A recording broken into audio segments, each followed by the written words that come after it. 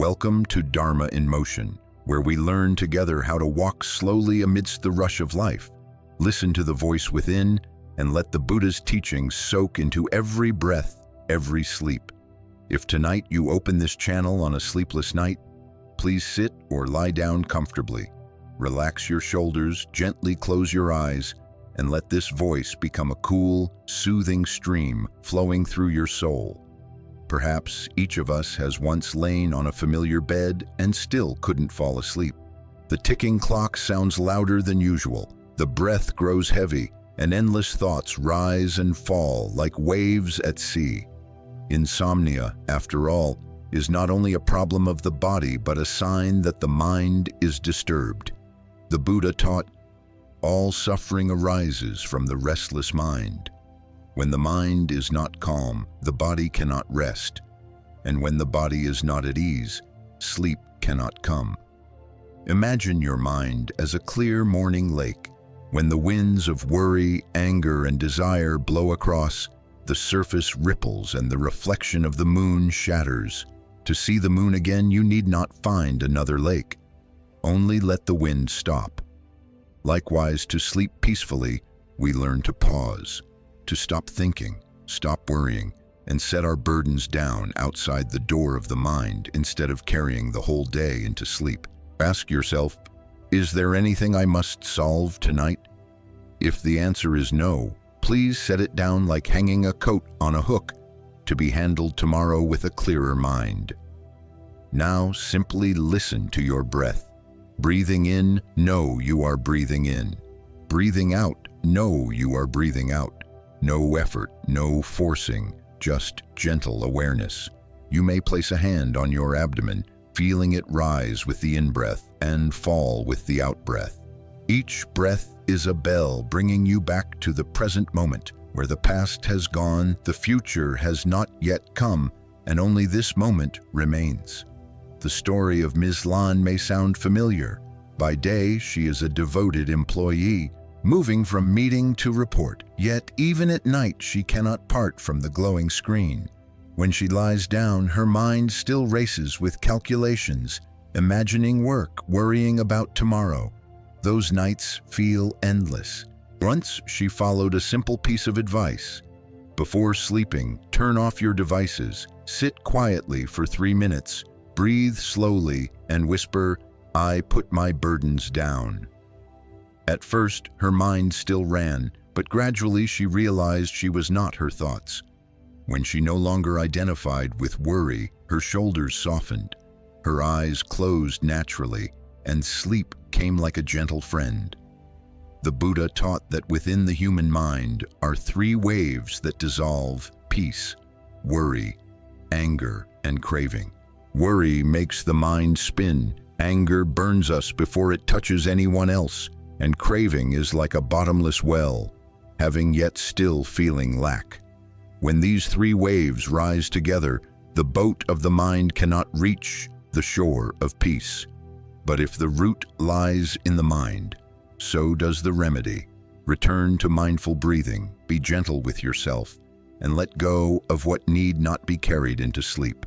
Each night, about 15 minutes before bed, please turn off the TV, set your phone aside, and sit or lie comfortably.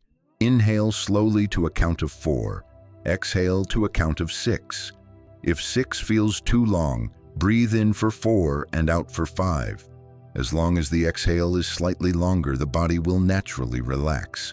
As you breathe, softly name your emotions. This is worry, this is fear, this is fatigue. Name them to recognize, not to resist. Smile gently, like watching clouds drift by. They come and go. You need not hold them. If thoughts return, just remind yourself, tonight there is only one task: to rest. That sentence is like a small sign at the gate of the mind, inviting all the stories of yesterday to take a detour. Sometimes we fear letting go of worries, thinking it means irresponsibility. But truly, letting go is about knowing the right time. Rest is not weakness. It is wisdom. Like a weary driver stopping to regain strength, our mind too must rest to journey farther. Drink a sip of warm water, take 3 slow breaths, close your eyes and smile. That alone is enough for a peaceful beginning. Peaceful sleep is not far away. It comes when we stop striving, when we know how to pause, to set down and to smile at ourselves. Peace is not something we must seek elsewhere. It lies within the mindful breath of this very moment. As you listen to these words, try releasing your whole body, letting your breath soften and your mind settle like a still lake. Perhaps tonight there are still worries, but with just one moment of awareness and a slow breath, you can sense the gentle glow of peace beginning to rise. That is the beginning of restful sleep. If the mind is like a lake, then every gust of wind is a movement of life. A displeasing word, a vague fear, or an unfulfilled desire.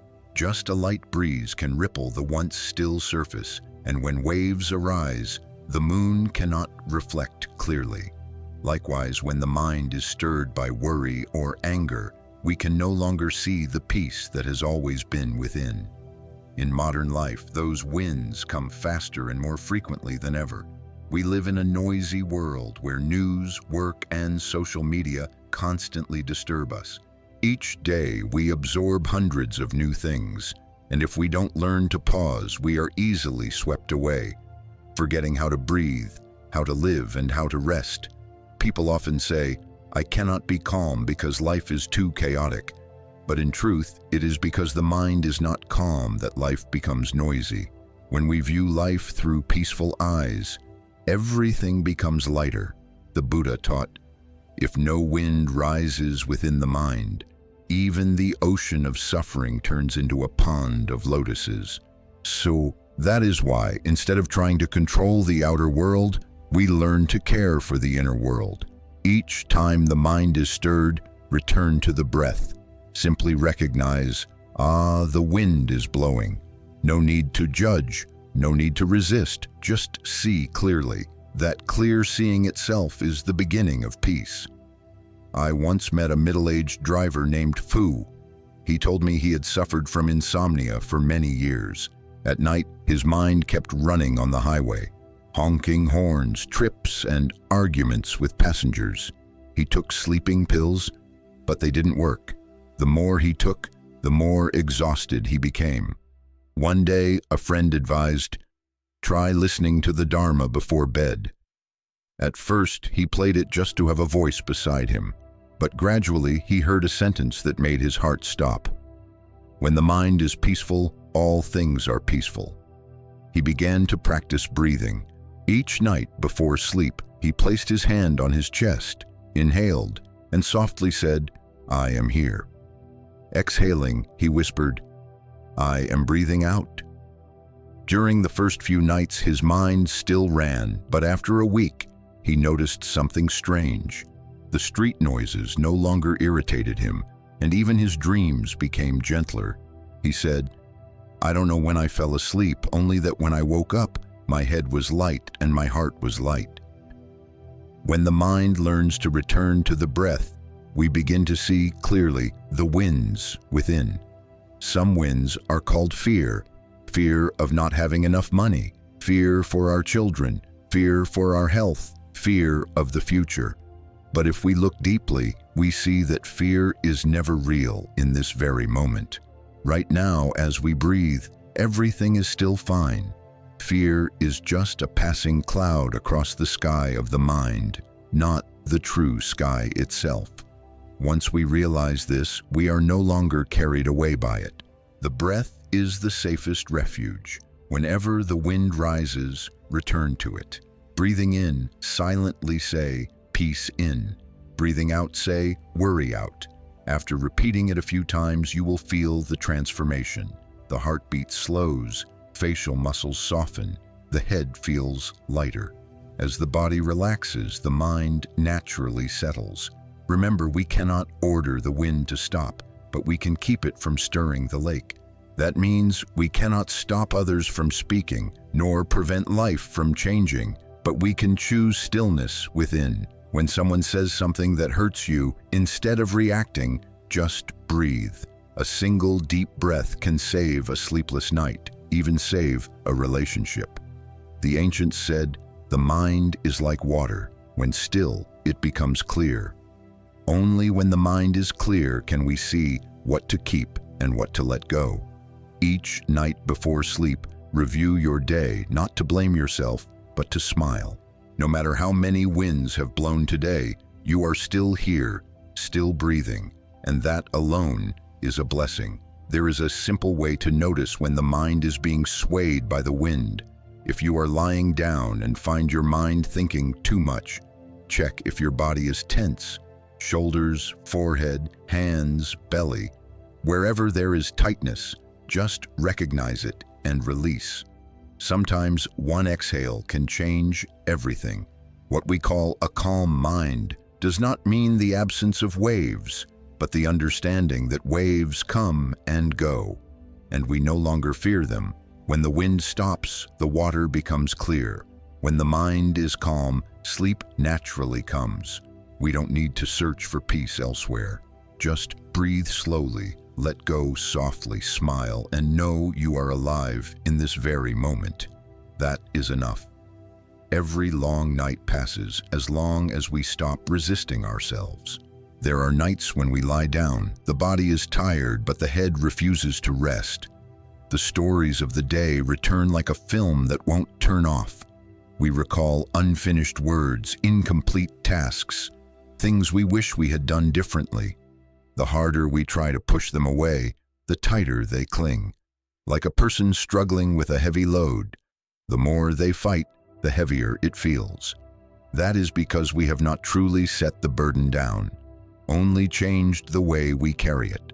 The Buddha taught, no suffering is greater than the mind's refusal to let go. Letting go does not mean indifference or forgetting. It means understanding that everything has its time.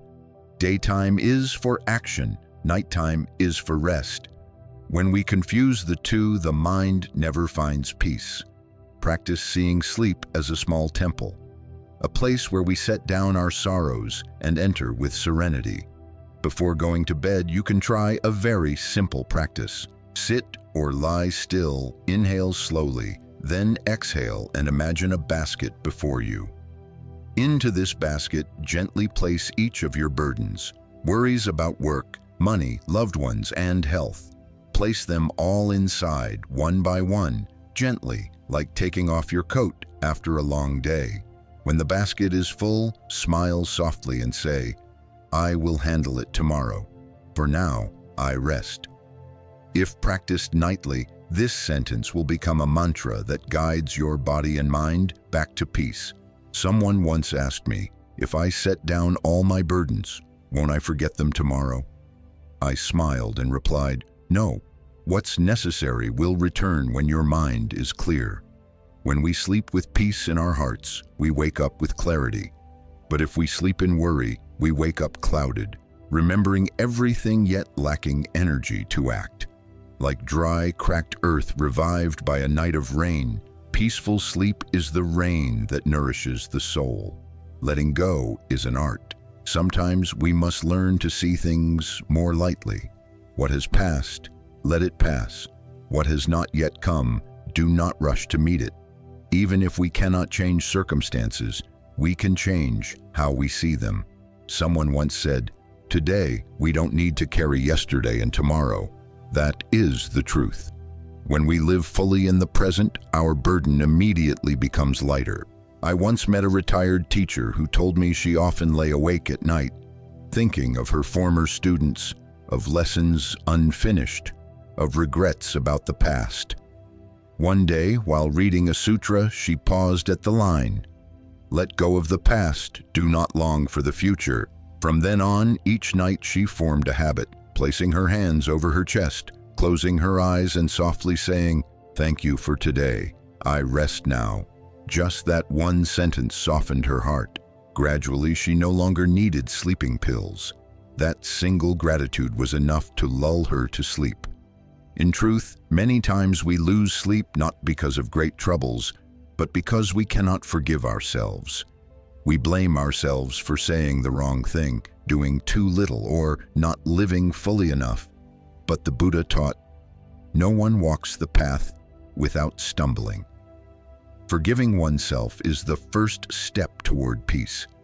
When we allow ourselves to be imperfect, the mind stops tormenting itself. Whisper softly, "I have done my best. Today that is enough." This is not an excuse, but a reminder that you deserve to rest. Each night before turning off the light, look around your room and silently give thanks. Thank the roof above you, the soft pillow, the breath still warm, and this body that can still lie down in peace. Gratitude is the gentlest way to lay down your burdens, for when the heart is full of gratitude, there is no room left for resentment or worry. When we practice setting our burdens down outside the door of the heart, sleep will come like a gentle friend, uninvited. And if one night the wind still rises, remember that peace does not mean the absence of wind, but knowing how to open the door and let the wind pass through without holding it. For life itself is a flowing stream. Only when we stop grasping can the current carry us back to the stillness within.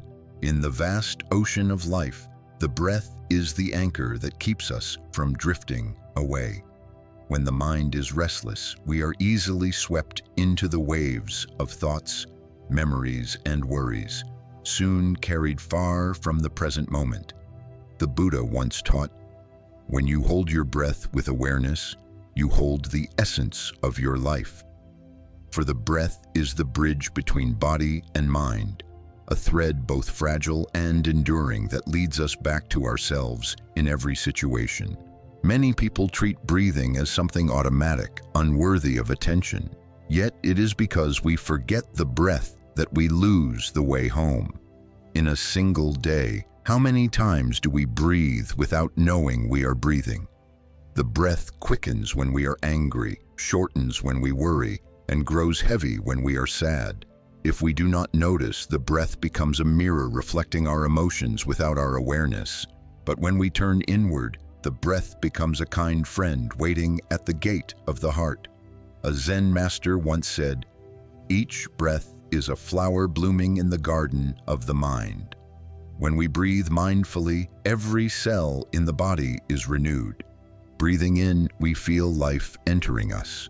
Breathing out, we release tension, fatigue, and invisible fears. Just 5 minutes of conscious breathing can change the mind. The body calms, the head clears, and the heart softens. Sleep then is no longer something to strive for, but a natural result of a settled mind. I once met a man named Long who had worked in finance for over 20 years. The stress of his job led to chronic insomnia. Every night he lay awake calculating, fearing mistakes, fearing judgment, fearing not being good enough. He tried everything: sleeping pills, herbal tea, meditation music, but nothing worked for Long. One day he read a line in a sutra: "The breath is the shortest path home." Curious, he tried it. That night he lay still, placed his hand on his chest, inhaled slowly, and whispered, "I am here." Exhaling, he said, "I let go." For the first 10 breaths, his mind still raced, but by the 20th, his body began to feel lighter. The breath became a stream washing away threads of worry and echoes of thought.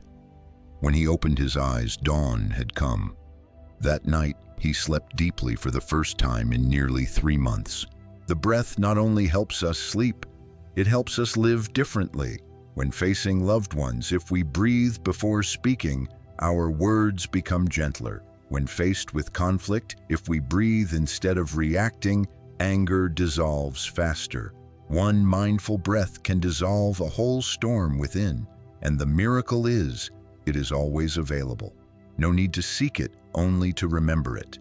The breath is not just a biological function, it is the rhythm of awareness. Imagine if each day we spent 10 minutes breathing consciously. How different life would be. We would say fewer words we regret, rush less after what's unnecessary, and carry less worry into our sleep. For when the breath is peaceful, everything else begins to be peaceful. Practicing mindful breathing requires no special place or ritual. Whenever you feel tense, just pause. No need to close your eyes. Simply recognize, I am breathing in, I am breathing out. That is meditation. And meditation is not only for monasteries, but for daily life. While washing dishes, watering plants, folding blankets, or sitting on a bus. Every act can become a moment of return. A nurse I once met shared that during her night shifts, she often felt exhausted and irritable. After learning mindful breathing, she began pausing 3 times each night. Each time she took 10 slow breaths, not wishing, not expecting, simply knowing she was alive. Miraculously, she no longer felt as tense as before. Even difficult patients troubled her less. Breathing in, I smile. Breathing out, I feel light, she said. Bringing that spirit home, she slept more deeply, even with only 5 hours of rest. Truly, the breath is the quietest teacher in our lives. It never gets angry, never leaves. It only waits for us to remember. Each time we forget ourselves, the breath brings us back. Each time we are lost in thought, the breath reminds us to stop. Each time we suffer, the breath gently holds us. If possible, every night before sleep, take 10 minutes to breathe with gratitude. Grateful to be alive, to be breathing, to have another chance to renew yourself. When we breathe mindfully, worries have no ground to cling to. Just as when the sea is calm, the water becomes clear and the moon shines bright, so too, when the breath returns, the mind naturally rests and sleep arrives effortlessly. No striving, no searching, only placing a hand over the heart, feeling the beat, listening to each breath in and out, and noticing a small peace growing in the chest. That peace does not come from outside, but from within, from this breath, this very moment. If there is one thing worth remembering through the long night, it is the breath. For as long as we breathe in awareness, we can return, renew, and rest in peace. The breath is the anchor amid the currents of life, keeping us from being swept away by change. When we hold the breath with mindfulness, sleep is no longer distant. It becomes a gentle gift for the mind that has learned to pause and smile at itself. Some believe that to stop worrying, we must forget. But the truth is the opposite. Letting go is not forgetting, but understanding deeply so that attachment dissolves. When we truly see the nature of worry, it fades like mist under sunlight. Many think letting go is weakness or avoidance, but in fact it is wisdom. Only those strong enough dare not to cling. Anxiety is a natural part of life. It arises from the desire to control, to make everything go our way. As long as we cannot accept that some things lie beyond our reach, we suffer. The Buddha taught, the root of all anxiety is attachment. We cling to outcomes, to people, to the idea that things must be this way. Yet life does not follow our designs. When the wind changes direction, when the river shifts course, we worry. When those we love change, we fear. When health declines, we feel uneasy. But what causes suffering is not that life changes. It is that we refuse to accept its constant change. One who learns to let go does not lose feeling, but feels deeply and then sets it down, like holding a flower, admiring it, smelling it, cherishing it, then gently releasing it without forcing it to stay. If we cling, the flower withers in our hand. Likewise, when we cling to joy, we fear losing it. When we cling to sorrow, we fear remembering it.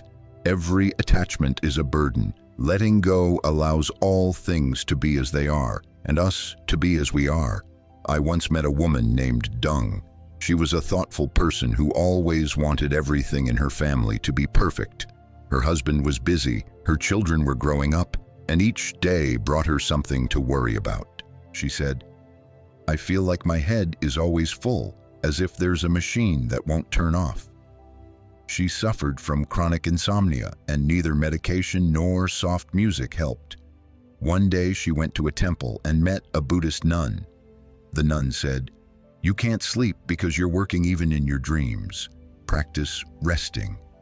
That sentence made her burst into tears. From that day, each evening she practiced sitting quietly for 5 minutes, just breathing and repeating one sentence: "I ask to rest." Gradually, she felt the difference. Her body no longer felt heavy, her mind less tense, and sleep returned. She shared, "It turns out resting is also a kind of practice. Letting go of worry is not neglect. It is a way of loving yourself and life more deeply. When we interfere less, things unfold more harmoniously. Sometimes our silence is the answer to a tangle. Sometimes our pausing helps others see the problem on their own. When we let go, not only do we feel lighter, others can also breathe. The Buddha once taught a simple example. If you hold a red-hot coal and cry that it's hot, who suffers? It is you. Only when you release the coal will your hand stop burning. Worry is the same. We hold it in our hearts, thinking it is responsibility or love.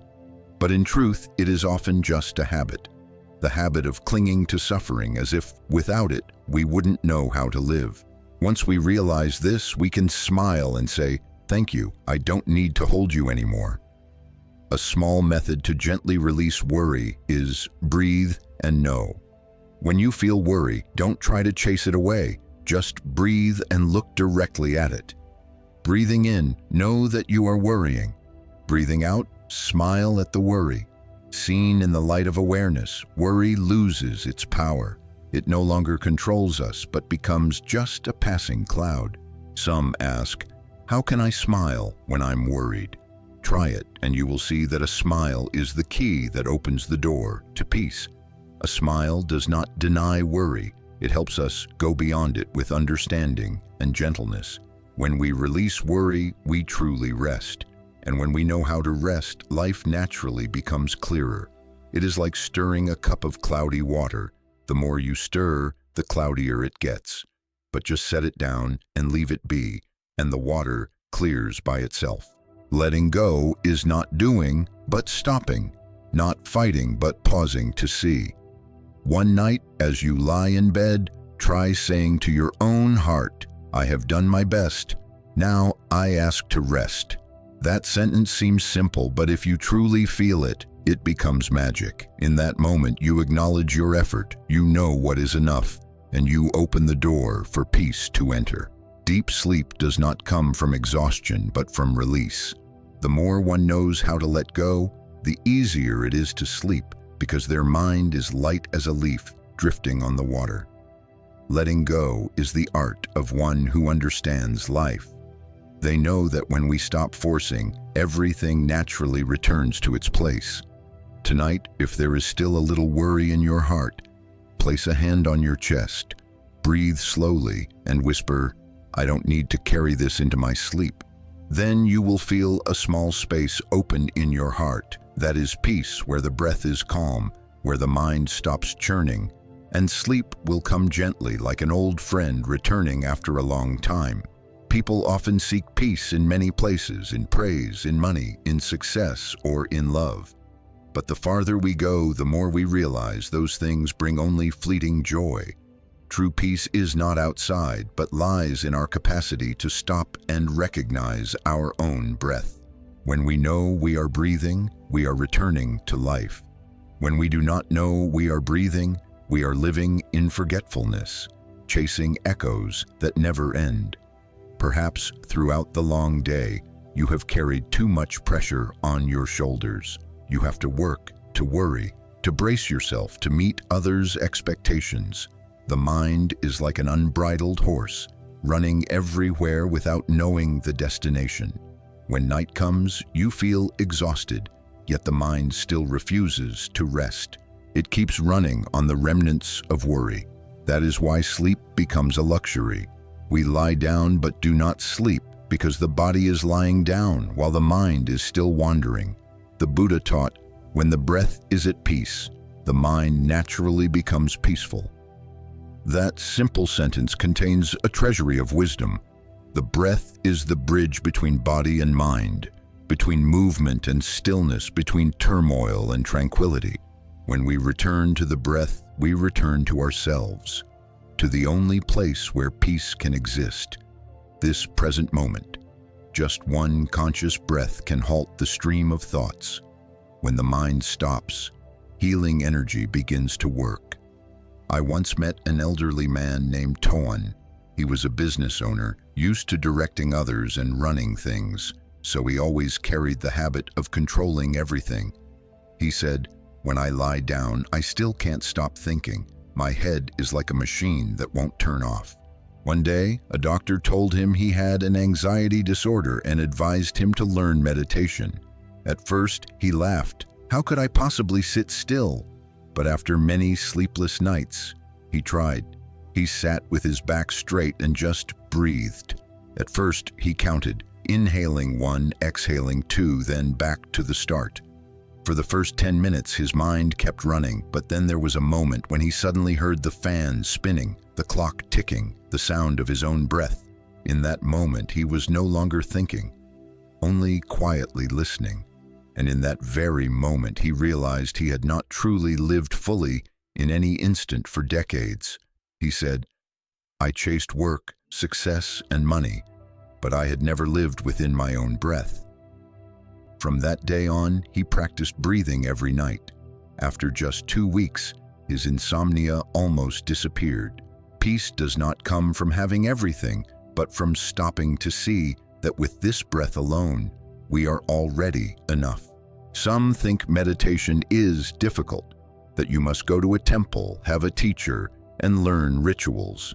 But in truth, meditation begins with a single conscious breath. Breathing in, we know we are alive. Breathing out, we know we are letting go. The more we breathe in awareness, the more our heart opens. No striving, no struggle, only recognition, like listening to your own heartbeat. A monk once said, "If you cannot master your breath, you cannot master your life." For within the breath lies the rhythm of the universe. When we hurry, the breath shortens. When we fear, the breath grows heavy. When we are at peace, the breath softens. Thus, simply by observing the breath, we understand our mind. The breath is the mirror of the inner world, the most honest friend we have. Try a small exercise before sleep. Lying in bed, place your hand on your belly and feel the breath come and go. Do not try to make it slow or force it deep.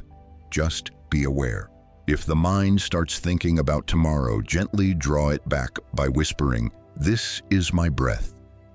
If you feel tension in your shoulders or forehead, simply notice and release. Each breath is one more gentle letting go. Gradually, you will feel your mind settling like a still lake. When the mind settles, we begin to perceive very small things. The wind outside the window, the heartbeat, the warmth on the skin. They have been there for years, yet we have never truly listened. And when we can hear them, we are hearing life itself. In that moment, we need nothing else. Peace is not a destination, but a state we can touch right now with a single mindful breath. One who lives with the breath is one who knows how to return. Wherever we go, whatever we do, as long as we remember to breathe mindfully, we have already come home to the heart. When the breath is whole, we stop searching. When the breath is calm, we no longer wish to run. And when we stay with the breath, sleep will come softly like a cloud. No need to hope, no need to force, for when the mind knows how to rest, the body naturally follows. Peace begins with a single mindful breath. Breathing in, we smile. Breathing out, we feel light. If we can do that each night, then even if storms rage outside, within us remains a still sky.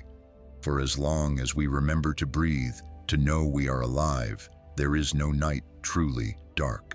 Silence is a gift we often forget amid the noise of life. People are used to filling every space with sound. Voices, music, phones, news, even the noise of their own thoughts. We fear silence, for when nothing remains outside, we must face what lies within.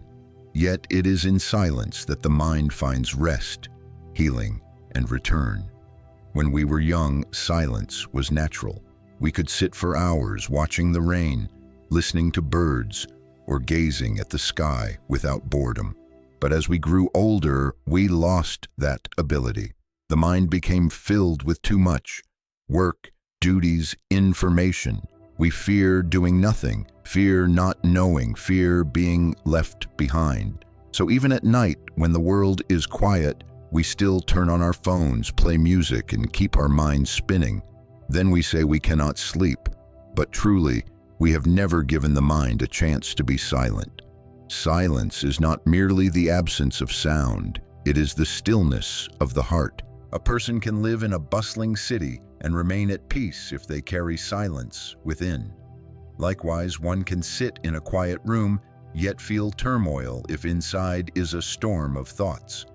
True silence is when we no longer resist what is, needing neither more nor less, simply allowing the mind to rest. There was a woman named Na, over 60, who said that for many years she could not sleep without the TV on. She said, "I fear silence. It sounds like an empty house." Each night, the voices from the screen were her only companions. But as her health declined, the doctor advised her to sleep in stillness so her heart could rest. At first, she was anxious, but one night she tried. She turned off the TV and the lights, sitting quietly on her bed. At first, it felt strange, empty, but then she began to hear sounds she had long ignored. The wind outside, the ticking clock, the beating of her heart. She realized silence was not frightening at all. It was gentle, like a light blanket covering the soul. That night, she slept better than ever. Silence is the doorway to awareness. When we stop speaking, we begin to hear, not just others, but ourselves. When we stop searching, we begin to see the restlessness of the mind, the quickness of the breath, the rising of emotions. And within that seeing, peace begins to bloom. Silence is not escaping the world, but returning to understand ourselves within it. The Buddha taught, silence is the language of the wise. When the mind is still, wisdom shines. Every reaction, every word becomes clear. Many hurt themselves and others because they do not know how to stop. But when we know silence, we are no longer pulled into the current of conflict. That silence is not weakness, but strength. The strength of one who no longer needs to win or prove. Before sleeping, try giving 5 minutes to silence. No talking, no listening, no planning. Turn off all external noise and gently turn off the noise within. Sit or lie quietly, feel the air in the room, sense the breath, listen to life softly moving around you. If thoughts arise, don't chase them away. Just smile and let them drift, like leaves on a stream. With each thought that passes, the heart grows lighter. Layer by layer, the clouds move on, and the sky of the mind clears. Silence is the space where the mind is reborn. Just as the earth needs rest after harvest to renew itself, so too does the mind need stillness to grow peace. If we keep it working endlessly, it becomes weary and dry. But just one silent night, one quiet breath is enough to make the next day brighter. Let silence become a small nightly ritual. It is not just preparation for sleep, but care for the soul. When we enter sleep in silence, the energy of peace seeps into every breath, every cell. We no longer need to seek sleep. Sleep will find us, soft as a night breeze across the shoulder. If we speak much during the day, let the night be for listening. If we run all day, let the night be for stopping. For only in stillness can we truly see the path we walk, and only in silence can we hear the voice of the heart calling us home. Let silence be medicine for the mind before sleep. It costs nothing, needs no preparation. Only one decision, to stop and be still. Then we will feel a gentle current flowing within. the current of life, gratitude, and love. The night will no longer be a dark void, but a sanctuary where the heart returns home. In life, people easily listen to others but struggle to listen to themselves. We hear praise and blame, the noise of the world, but forget the quiet voice within, the voice of the heart, of intuition, of truth. Every day we live amid countless sounds, but if asked, "What is your heart saying?" most of us fall silent, for it has been too long since we last listened. Listening to oneself does not mean shutting out the world, but creating space for the heart to speak. In that stillness, we discover what we have missed: an emotion unhealed, a fear unseen, a dream forgotten. We have been so busy we forget that within us lives someone waiting to be heard. And when no one listens, the heart cries out through anxiety, insomnia, and fatigue. These are not enemies, but messages from body and mind saying, "Please stop and listen." The Buddha taught, "The mind is like water. When still, it reflects all things." If the mind is noisy, we cannot hear truth, only the echoes of affliction. When we know how to listen to ourselves, we no longer fear loneliness or need others to understand. For when we truly understand ourselves, the world is no longer a place to escape, but a place to return. There was a man named Bin in his 50s who worked in construction. His life had been one of responsibility, caring for his family, children, and employees. When his wife passed away, he sank into silence, not of peace, but of loss. He avoided people, avoided thinking, just letting time drift. One day, at a temple, he heard a monk say, "If you refuse to listen to your own pain, it will keep speaking in another way." That sentence startled him. He began sitting quietly, not to meditate, but simply to listen. At first, he heard only the cries within: blame, regret, resentment. But he no longer ran away. He just sat and listened. Gradually, the noise subsided, replaced by a gentle stillness. He said, "I never knew silence could have a sound, the sound of peace." When we listen to ourselves, we begin to recognize what makes us suffer and what keeps us awake.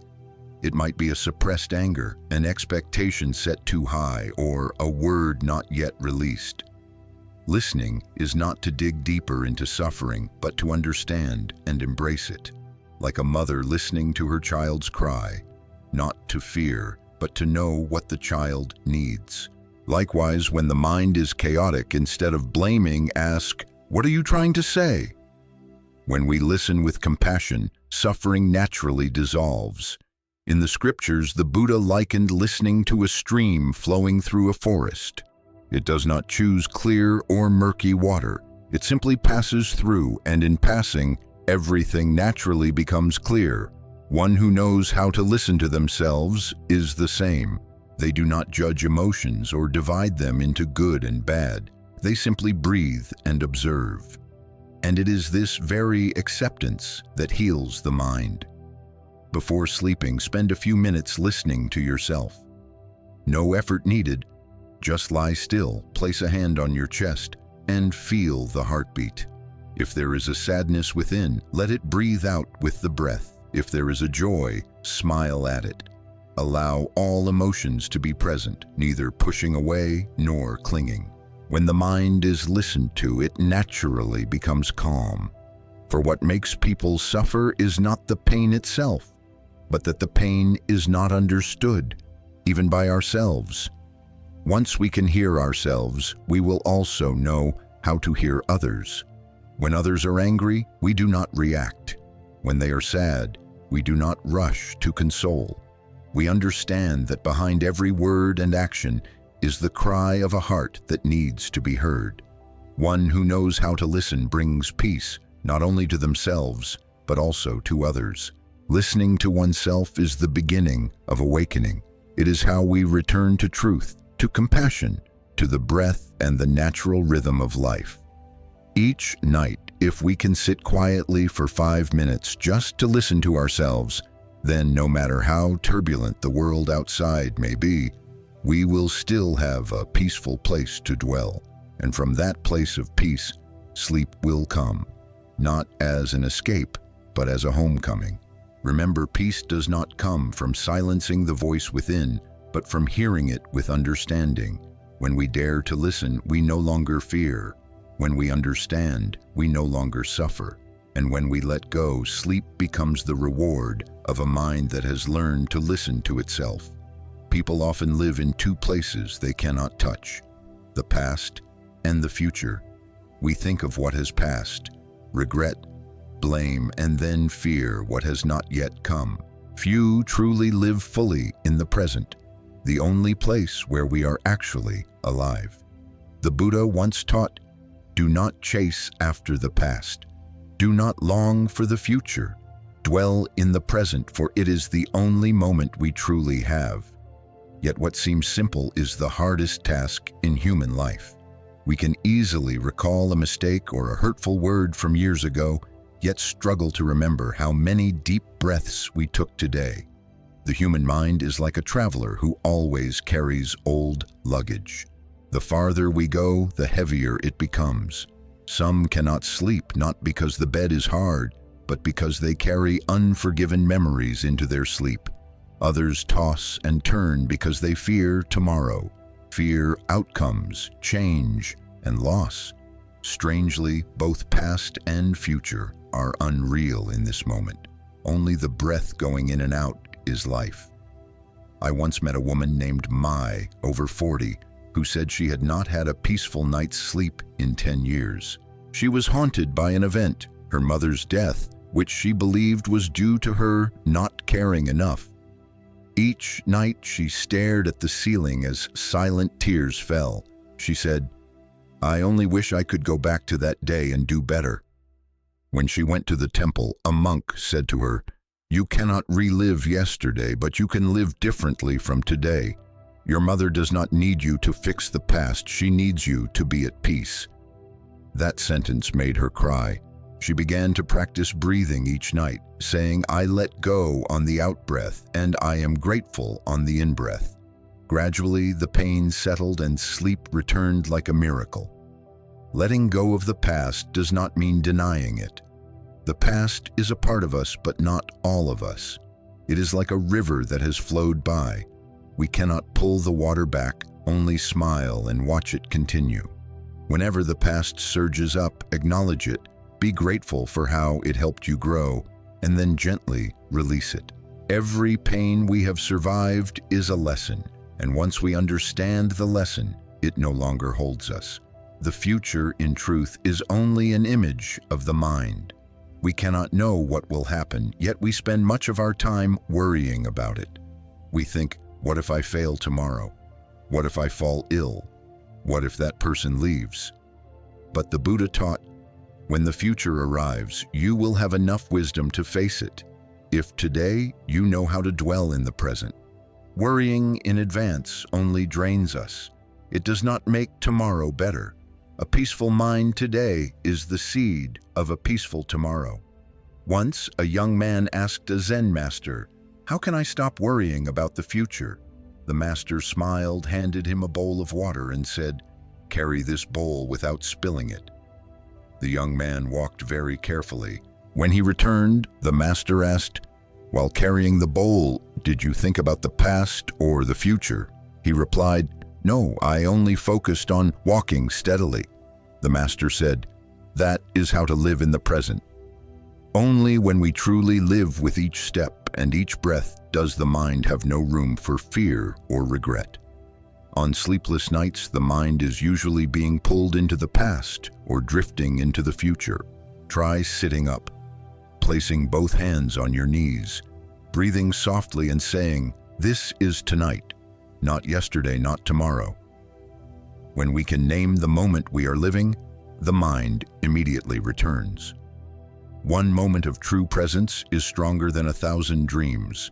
We cannot command time to stop, but we can stop the mind right now. Whenever you find yourself overthinking, breathe in and say, "I am here." Breathe out, "I am at peace." When breath and awareness become one, images of the past dissolve and worries about the future fade. We need not fight time. We need only live fully in this moment. Letting go of the past and not longing for the future does not mean living carelessly, but living more deeply.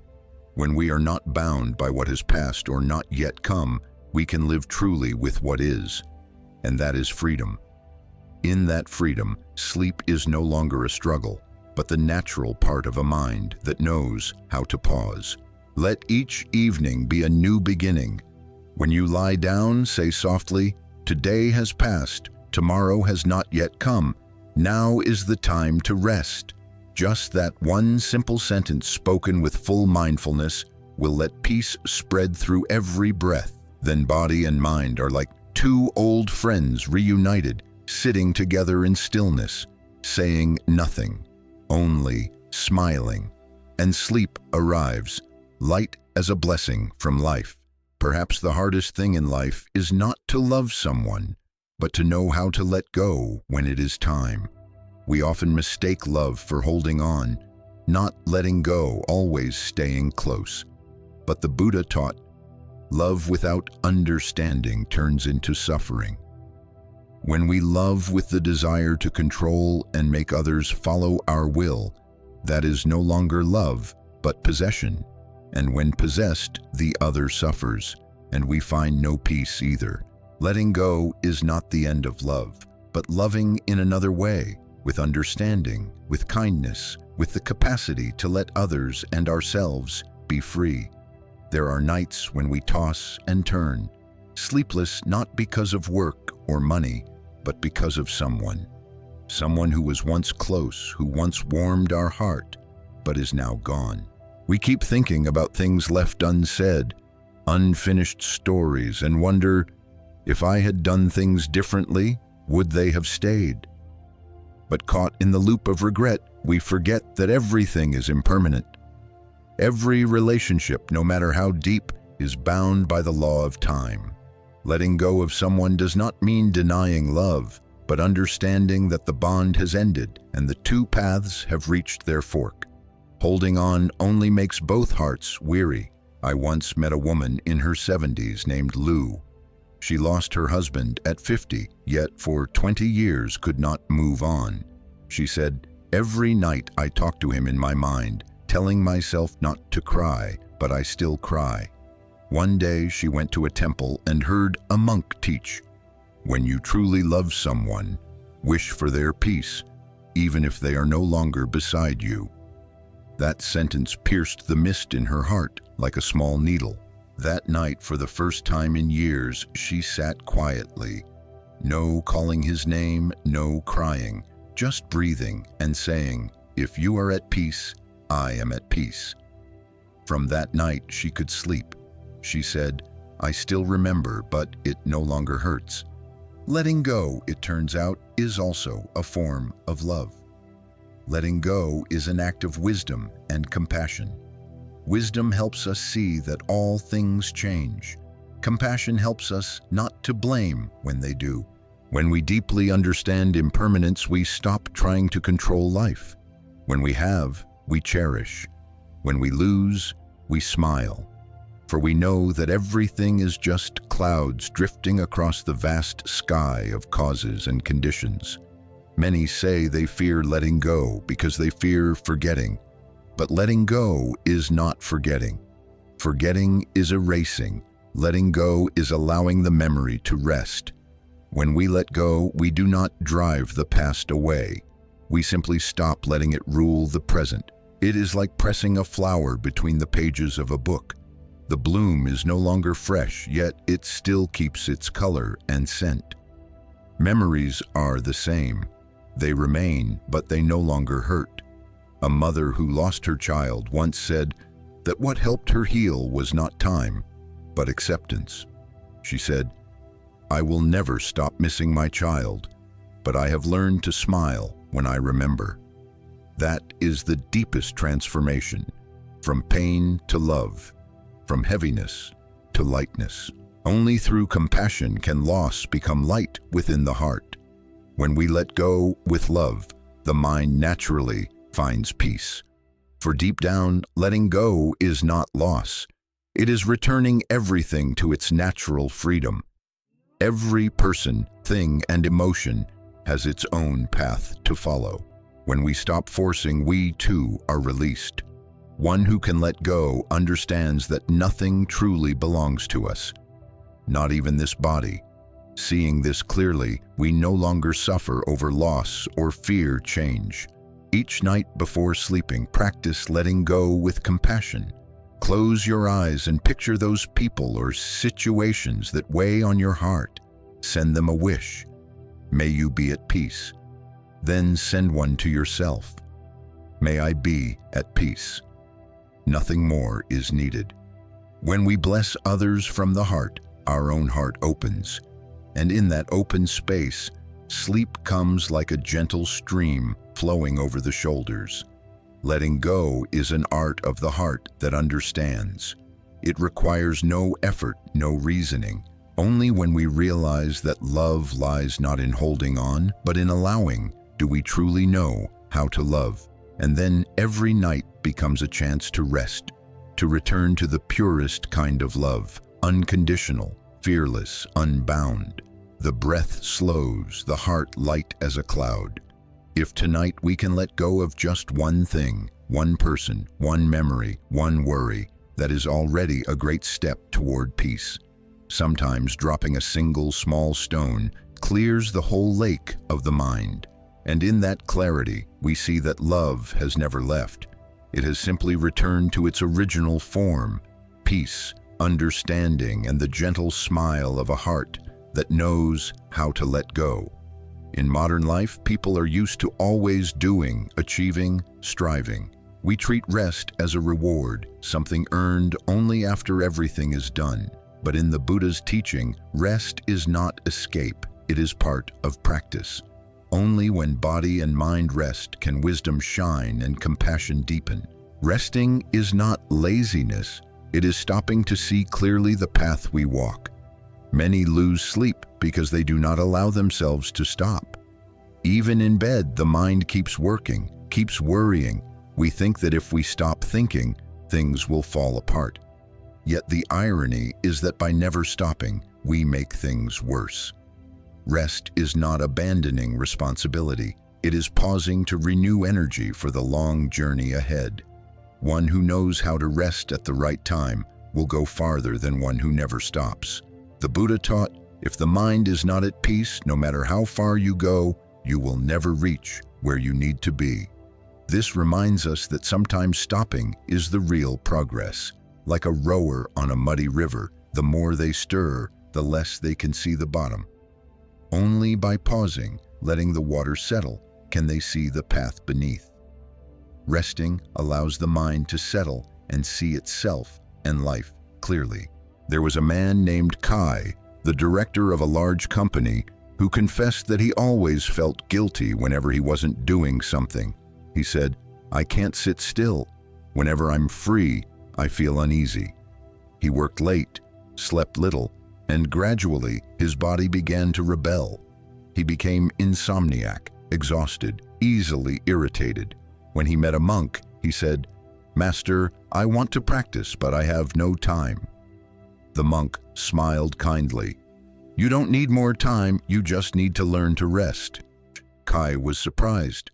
"Resting is practice?" The monk replied, "When you sit still, breathe, and know you are alive, that is meditation. When you rest with gratitude, that is practice. When you pause to listen to yourself, that is practice. Every right pause is a step home." From then on, each night before sleeping, he practiced stopping. He no longer checked emails or looked at his phone. He just sat on the bed and breathed. At first, it was uncomfortable because his mind was not used to stillness.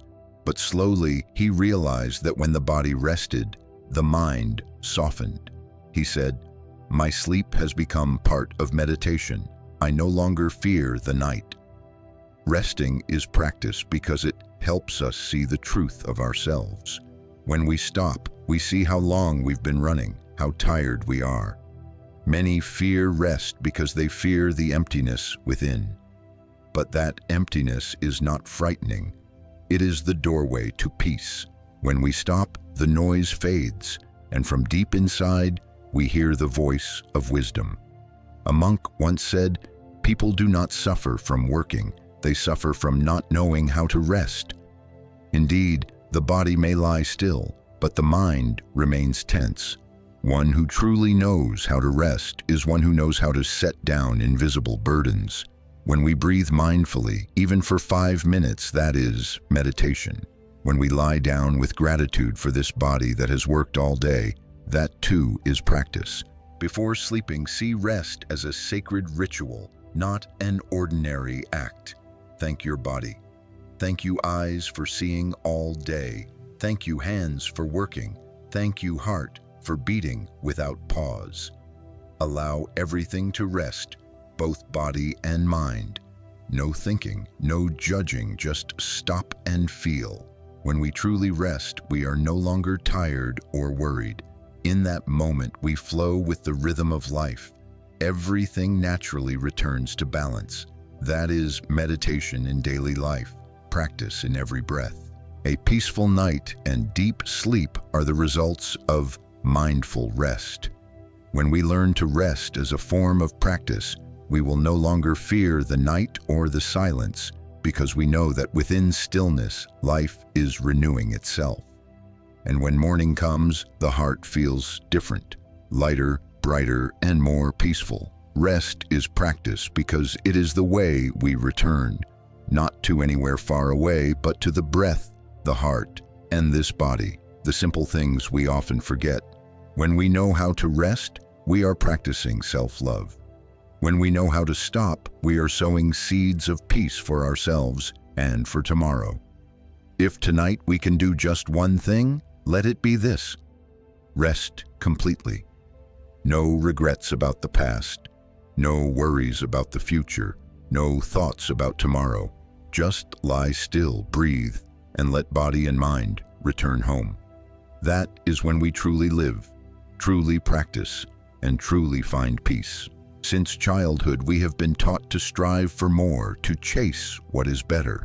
So throughout life, we run after fame, after gain, after happiness we think lies ahead. But the more we run, the more we tire. And when night falls in the quiet of the room, we realize that even with everything we have, the heart still feels empty. Only then do we understand that happiness does not come from having more, but from knowing enough. Knowing enough does not mean giving up or living passively, but recognizing the natural limits of life. The Buddha taught, "The one who knows contentment is the richest person in the world." That simple sentence carries immense strength. When we know enough, we are no longer driven by greed, no longer suffer from comparison, no longer fear loss. Those who know enough always feel peaceful, no matter the circumstance. Someone once asked, "How can one know enough when life keeps changing?" Knowing enough is not stopping forever, but knowing when to stop. When we eat, we stop when we are full. If we keep eating, the joy of taste turns into the pain of fullness. Likewise, when we have enough to live, to love, to be at peace, chasing more only disturbs the mind. To know enough is to see the natural limits of all things, fame, wealth, even emotions within. I once met an elderly man named Tan, once a successful person. He had a house, a car, and reputation, but suffered from insomnia for years. He said, "I'm afraid of losing everything. Even though I have enough, I still want more." When he went to the temple and heard a monk teach about Trituk, knowing enough, he smiled sadly. "I've never felt enough, even after 60. After that, he began writing a gratitude journal. Every day, he wrote down 3 things he was thankful for: a good meal, good health, his grandchild's smile. Gradually, he realized he lacked nothing. One night, he wrote, "Today, I feel enough." And that night, he slept deeply, lighter than ever before. When the mind knows enough, everything becomes simple. We no longer envy others, fear loss, or suffer for what we don't have. Those who know enough are not peaceful because they have little, but because they are not controlled by desire. They still live, work, and love, but live peacefully, love with understanding, and live with gratitude. They know that life is impermanent, so nothing can be held forever. In the modern world, people easily fall into the illusion that the more they have, the happier they'll be. But the more they have, the more they worry. A larger house brings more to protect. More money brings fear of loss. Higher status brings fear of falling. Only when we release do we become light. The ancients said, less is more. Fewer desires, more peace, fewer cravings, more happiness. Try once to ask not, what am I lacking, but what do I already have? That question opens a new way of seeing. When we truly see what we already have, breath, body, loved ones, a home, a meal, we realize that happiness has never left us.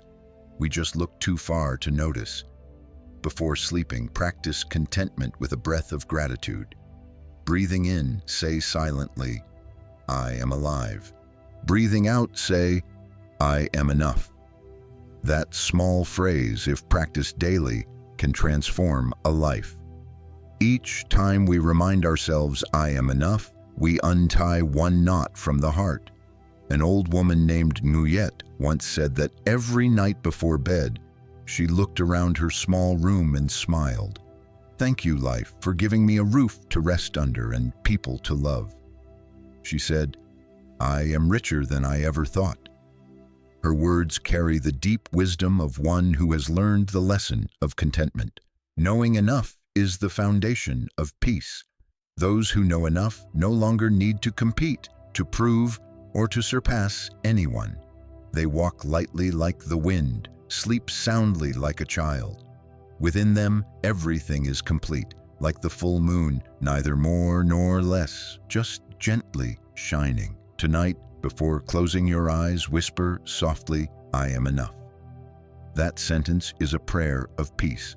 If we can sleep with a heart that knows enough, then when morning comes, no matter what happens, our peace remains unmoved. Because peace does not come from the outside, but from knowing that in this very moment, we already have everything we need for happiness. Then our sleep will no longer be mere rest for the body, but rest for a soul that has returned home to itself. Modern people live in a constant state of tension, always arranging, controlling, and trying to keep things within reach. From work to family to emotions, we want everything to go our way. But life does not move according to our desires. The more we grasp, the more things slip. The more we try to control, the more tired the mind becomes. The Buddha taught, the root of suffering is the mind that tries to control what cannot be controlled. Indeed, only when we learn to let go does life become light.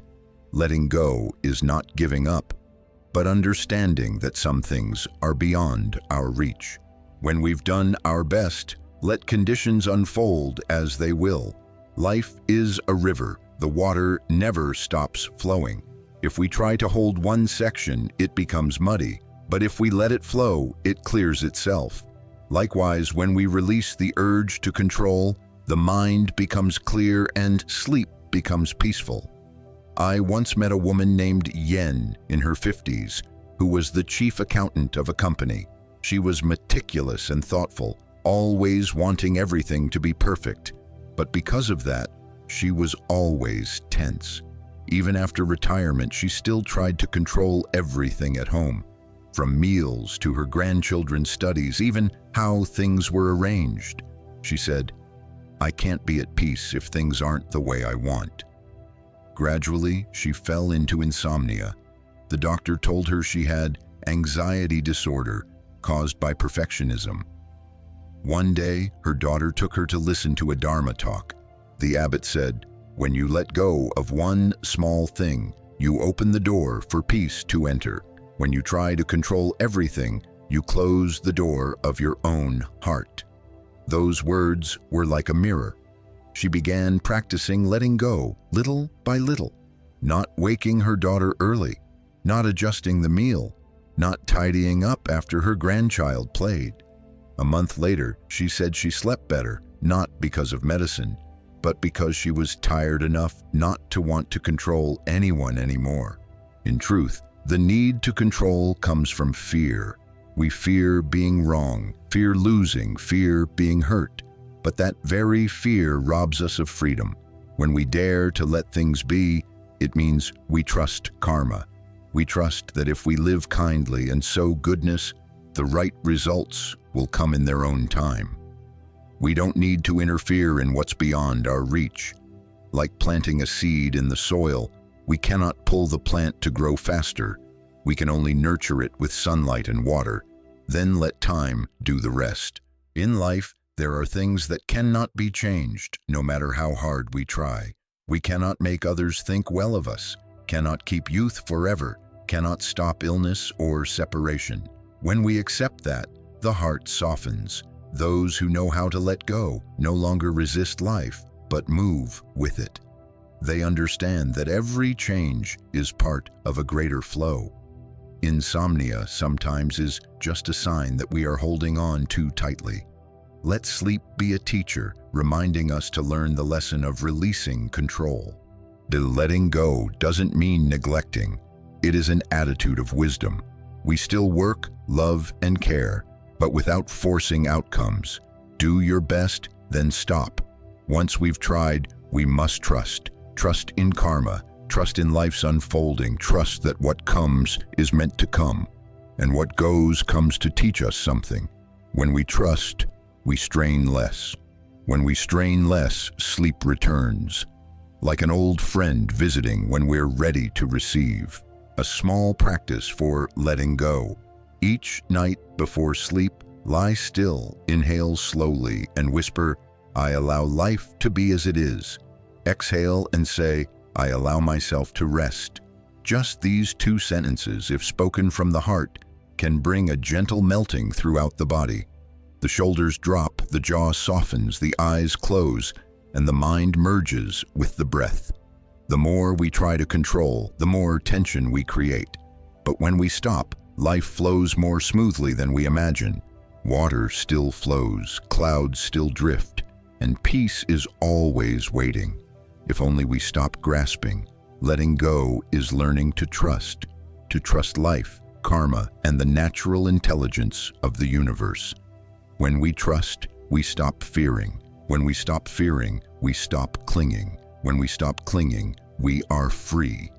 And that freedom is the peaceful sleep we've long been searching for. If tonight your heart still feels tight, try slowing your breath and whisper softly, "I allow everything to be as it is."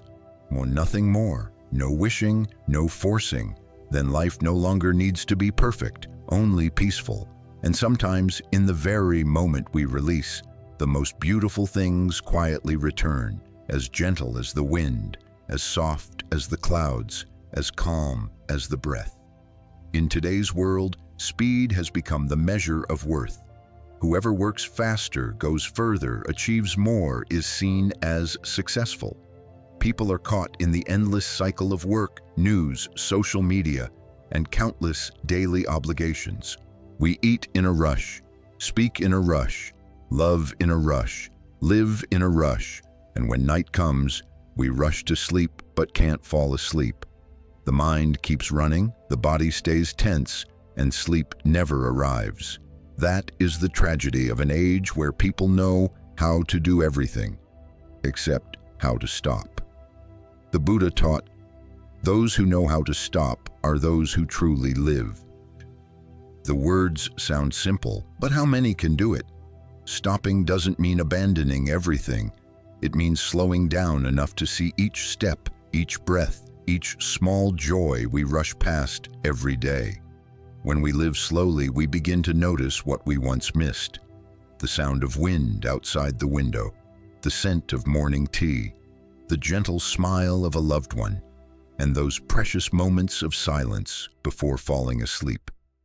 Living slowly is a deep practice of mindfulness. It asks us to return to the present action, to see that we are truly living, not merely existing. When washing dishes, just wash dishes, not think of work. When eating, just eat, not check the phone. When talking, just listen, not plan what to say next. And when sleeping, just sleep, not bring the whole world to bed. Each fully lived moment gives rest to the mind, ease to the body, and invites sleep as naturally as the breath. I once met a young woman named Thao, 28, who worked in marketing. She said her life felt like a race. She woke with her phone in hand, ate breakfast in haste, worked 10 hours a day, and still scrolled through her phone late at night. I always feel short of time, she said. Yet strangely, even when exhausted, she couldn't sleep. One day she came across a quote, "If you never stop, life will pass by without you ever living it." She began to slow down. In the morning, instead of checking her phone, she stepped onto the balcony and took 3 deep breaths. At lunch, she ate slowly, savoring each bite.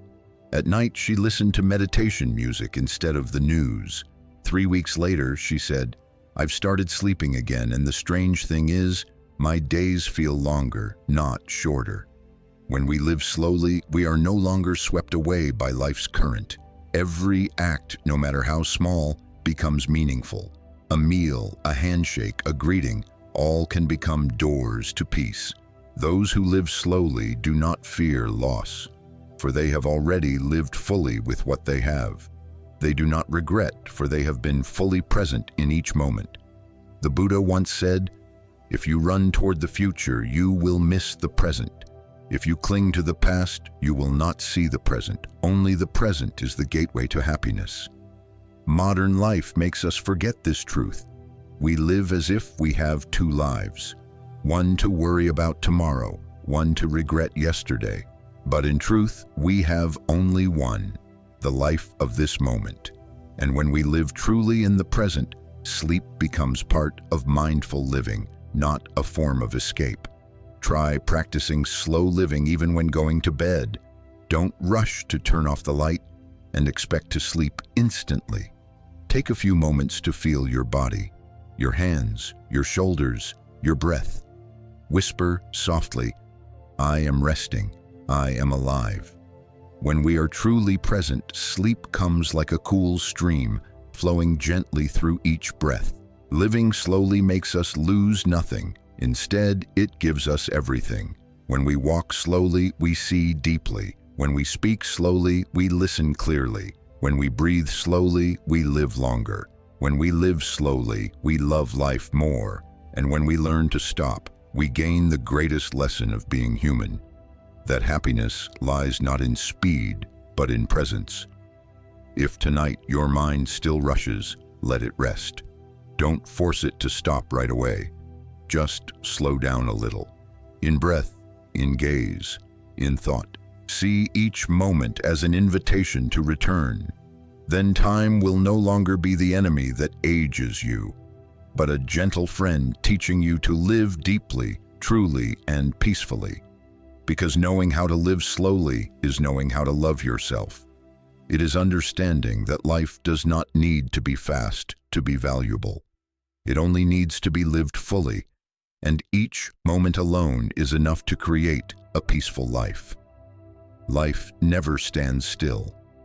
Everything changes day by day, hour by hour.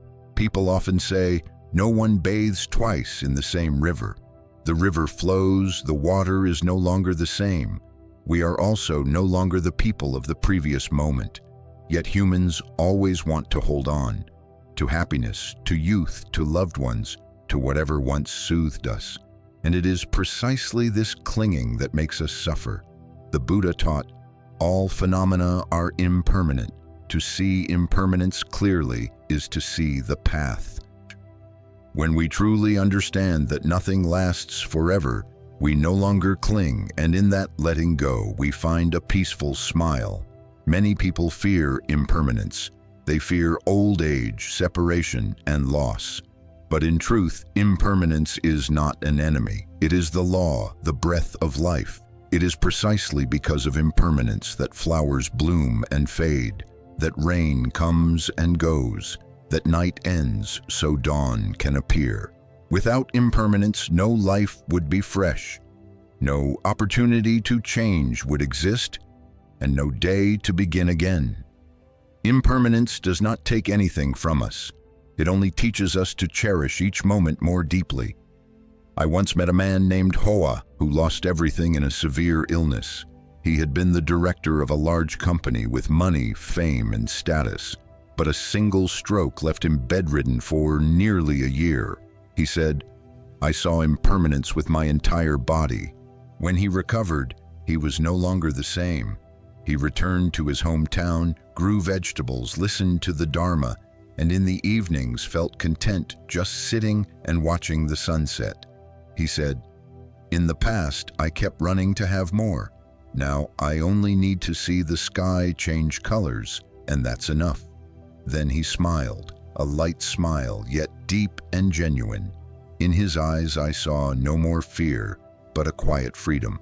Smiling amidst impermanence is the sign of a mind that understands. When we understand that life cannot be held, we no longer get angry at loss or fear change. We still love, still live, still strive, but gently. Each moment lived becomes a gift. Every person who passes through our life, even briefly, is a precious karmic connection. One who knows how to smile amid change has touched the essence of the path, not resisting, not fleeing, simply observing with equanimity. Impermanence teaches us to cherish the present. A quiet afternoon, a simple meal, a kind inquiry, a held hand.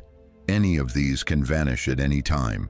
With that awareness, we naturally live more deeply. We no longer let days slip by meaninglessly, let anger linger, or let small things weigh down the heart. One who understands impermanence lives slowly, speaks little, loves much, and sleeps more peacefully, because they know each night of rest is a blessing.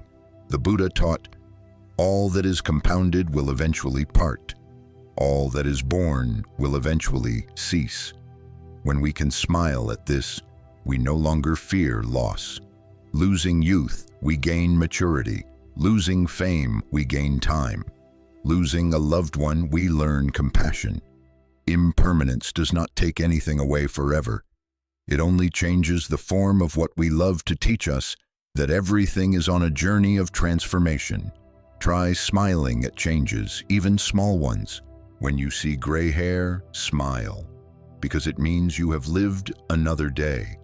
When loved ones go far away, smile, because they have left you many memories.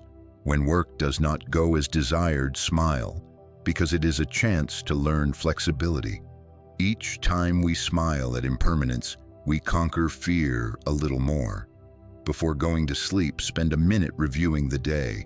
What made you sad? What did you leave unfinished?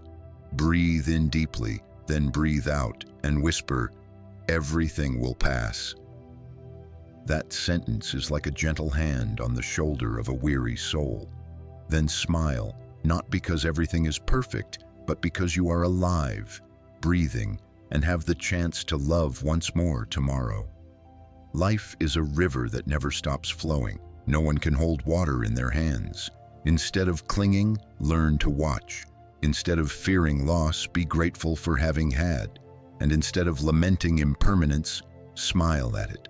Only when we can smile amid change do we truly understand that peace does not lie in life standing still, but in our heart remaining steady, bright, and kind in the flow of all fluctuations. Tonight, before drifting into sleep, if you can, please smile. No reason needed, just smile because you are still alive. That smile is a small lamp shining in the night, the light of understanding, compassion, and acceptance. And when that smile blooms on your lips, you will see not only that sleep becomes peaceful, but that life itself begins to soften, gentle as the breath you carry. Anger is a small flame, but if we do not know how to recognize it, it can burn away the peace in our heart.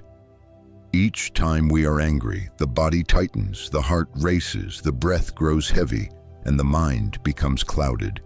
When night falls and anger has not faded, we lie there with eyes wide open, unable to sleep.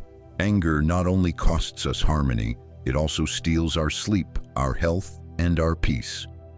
The Buddha taught, anger is like a spark in the palm. The sooner you throw it away, the less you suffer. Many believe anger is natural and needs no control. In truth, anger is not evil, but if we let it lead, we will say what should not be said and do what should not be done.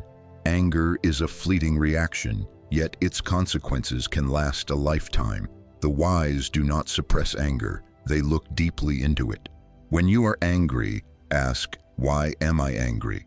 Most anger does not come from outside, but from hurt, expectation, or an ego not yet understood.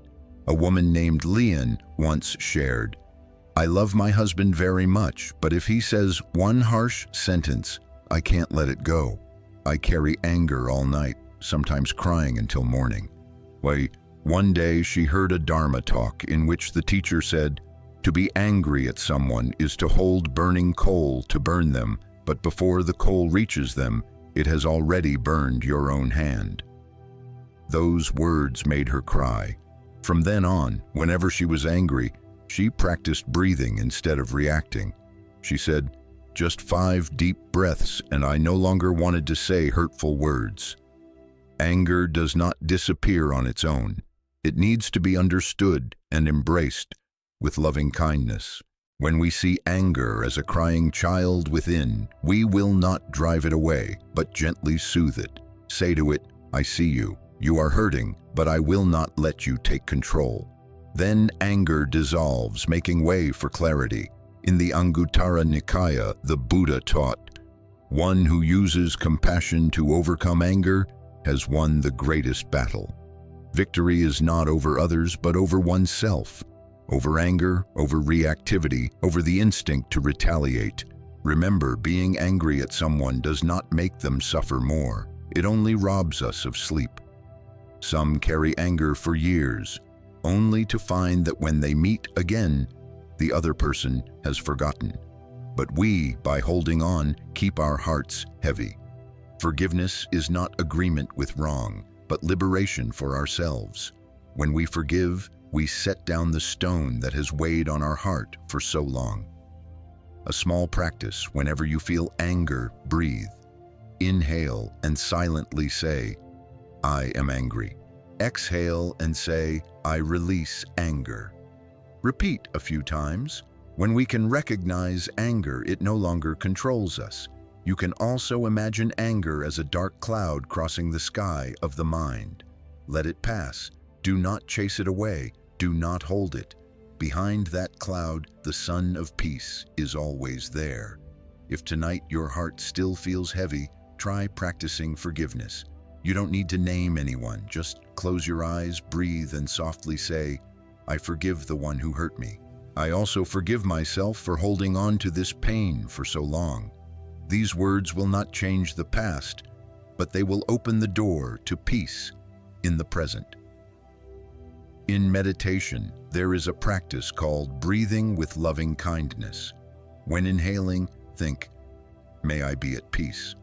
When exhaling, think, may the one who caused me pain also be at peace.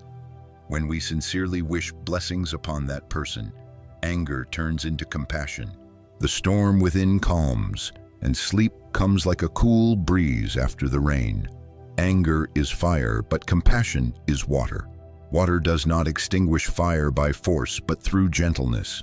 When our heart learns to use the water of compassion to soothe the flames of anger, peace returns.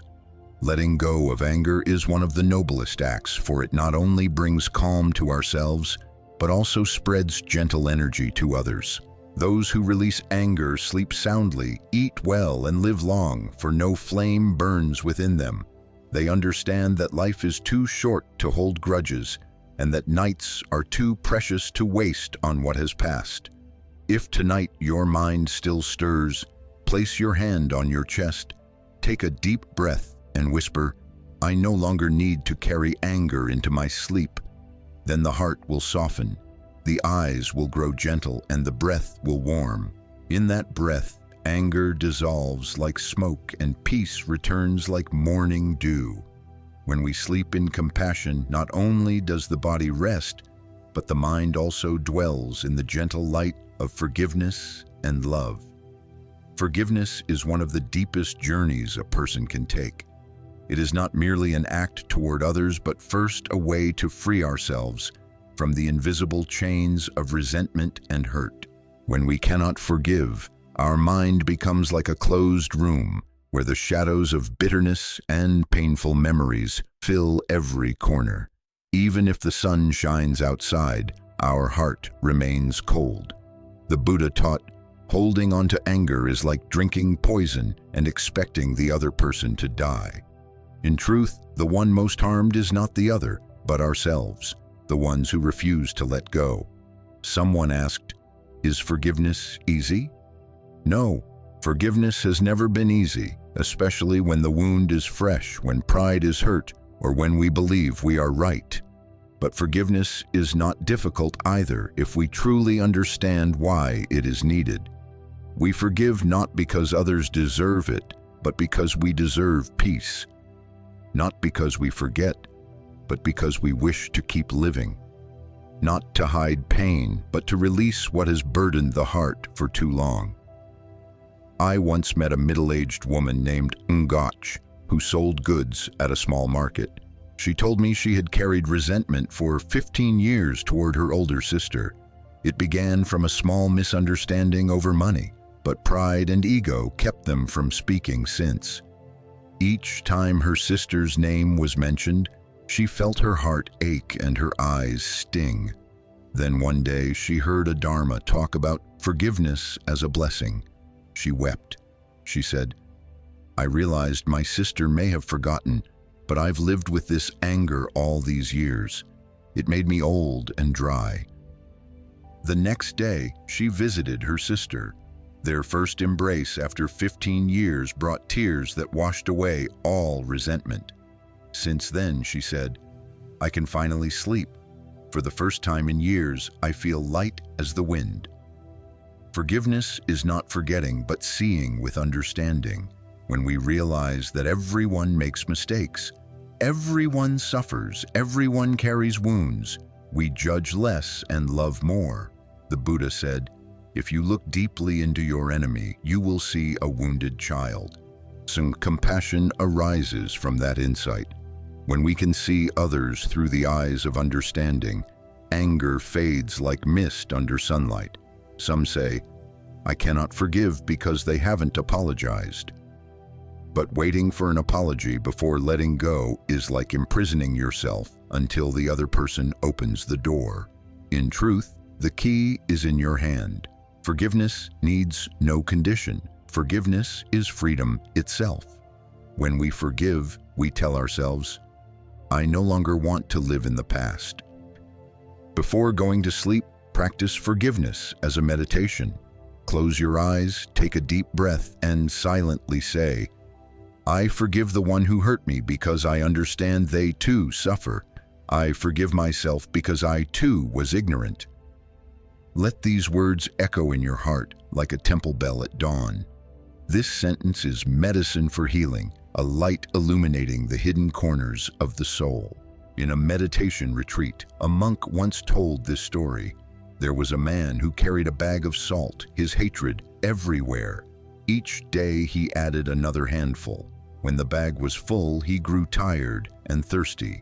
A master told him to throw the salt into a river. When he did, the river dissolved the salt, leaving no bitterness. The monk said, "Your mind is the water, hatred is the salt. If your heart is narrow, the salt will make your life bitter. But if your heart is wide like a river, everything will dissolve." Forgiveness is making the heart as wide as a river. Forgiveness is also a way to nurture gratitude. When we release anger, we realize that those who once caused us pain were also teachers. They taught us patience, compassion, and the right way to love. Without them, we might never have learned calmness in adversity. Thus, forgiveness is not the end of resentment, but the beginning of wisdom. When we carry anger into sleep, our rest becomes heavy, the mind noisy. But when we carry forgiveness, sleep becomes light as drifting clouds. Forgiveness is a tranquilizer for the soul, letting body and mind rest together. Each morning upon waking, we feel changed. Lighter, gentler, closer to life. The Buddha taught, "A mind without hatred is the dwelling place of the Buddhas." When our heart is at peace, the Buddha nature within reveals itself. Then we understand that forgiveness is not loss, but gain. Gaining freedom, peace, and the chance to live truly with ourselves. Tonight, before closing your eyes, give your heart a chance to be light. Do not carry resentment into your dreams. Let sleep become the path of liberation, where you are no longer the victim of memory, but the free being of the present. In that silence, you will hear life's gentlest voice, the voice of kindness, of acceptance, of a soul newly healed. There are nights when we lie in the dark, surrounded by the world's noise, yet our heart remains restless. The outside is quiet, but inside echoes the sounds of worry, fear, regret, and blame. Modern humans live in an age where silence has become a luxury. We fear silence because in silence we hear ourselves. But the Buddha taught, only in stillness can you see your true mind. Silence is not escape, but return, the deepest medicine for a restless heart. Many people seek peace in faraway places, in chants, in mountains and forests, in temples. But true peace is nowhere other than in our very breath. When the mind is quiet, everywhere is a meditation hall. When the mind is noisy, even in a serene place, we feel uneasy. Stillness does not come from leaving the world, but from no longer letting the world fill our whole heart. There was a man named Locke, over 60, once very active, always needing to do something. After retiring, he felt uncomfortable because no one seemed to need him anymore. He said, "I fear silence. Whenever I sit still, I feel empty, as if something is slipping away." One day he went to a temple and heard a monk teach, "Silence takes nothing from you. It only returns what you have lost." He began to practice sitting meditation, just 5 minutes a day. At first his mind was full of voices, but gradually the quiet space within grew. He said, "I no longer fear silence because I discovered that in silence a gentle friend has long been waiting for me, and that is myself." Stillness is the natural state of the mind when it is no longer dragged by delusion. Like a calm lake, it can reflect the whole sky. When we are still, we see everything clearly. We see that fear is not as frightening as we imagined, that the past no longer harms the present, that those around us are also fumbling just like we are. Precisely in that stillness, compassion sprouts. The outer world grows ever noisier, but we can still choose to be quiet. Quiet does not mean not speaking, but speaking with mindfulness. Quiet does not mean sitting still, but working in peace. A person cooking, washing dishes, or walking, if the mind abides in each action, is already in stillness. When the mind is fully present in the now, every sound becomes Dharma. Wind, rain, traffic, all can be the Buddha's voice if we listen with a quiet heart. Evening is the most favorable time to return to stillness. After a noisy day, dim the lights, put the phone down, and sit quietly for a few minutes. No need to pray, no need to chant, just breathe. Breathing in, know you are breathing in. Breathing out, know you are breathing out. When we are aware of the breath, the stream of thoughts naturally slows. Stillness is not created. It is always there, merely waiting for us to pause and recognize it. Someone asks, can stillness truly heal? The answer is yes. When the body is wounded, it needs rest to heal. The mind is the same. Each time we let the mind rest, we give it a chance to heal itself. Worry, anger, fear, all are wounds. When we stop stirring them, they settle on their own, like silt sinking to the bottom of water. That is why meditation and stillness are considered the foundation of practice. A monk once said, "Silence is the language of God." When we sit quietly, we hear the subtle voice of the universe within ourselves, the voice of understanding, of compassion, of forbearance. Stillness is where Buddha and beings are no longer two. If tonight you struggle to sleep, do not force yourself. Lie still, breathe lightly, and let stillness settle like dew. Do not resist thoughts, nor chase them. Let everything pass.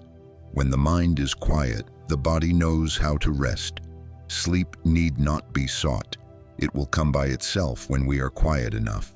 Stillness is not a luxury, but the most natural thing we have forgotten. In a hurried life, one who knows to return to stillness has found their true home. For when the mind is still, we are no longer ruled by the world.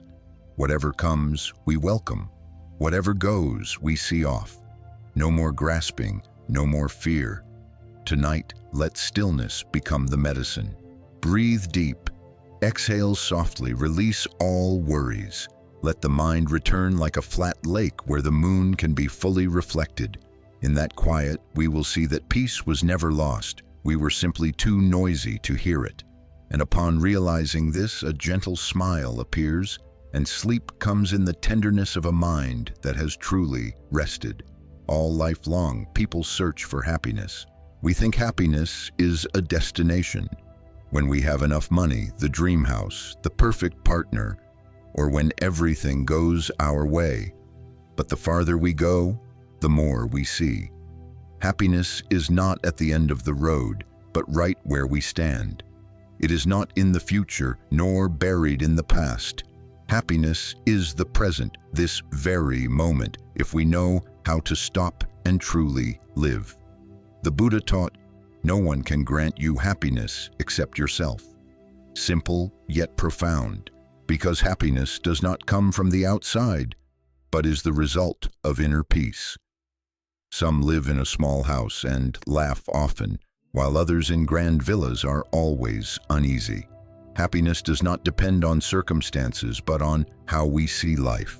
If the mind is bright, everything feels light. If the mind is dark, even small things become suffering. There was a farmer named Hung in a small village in central Vietnam. Each day he farmed, ate rice with vegetables, and went to sleep when the moon rose. One day, a friend from the city visited and said, "You're so poor, nothing you do makes money." He smiled gently.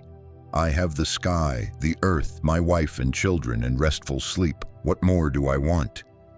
The friend fell silent.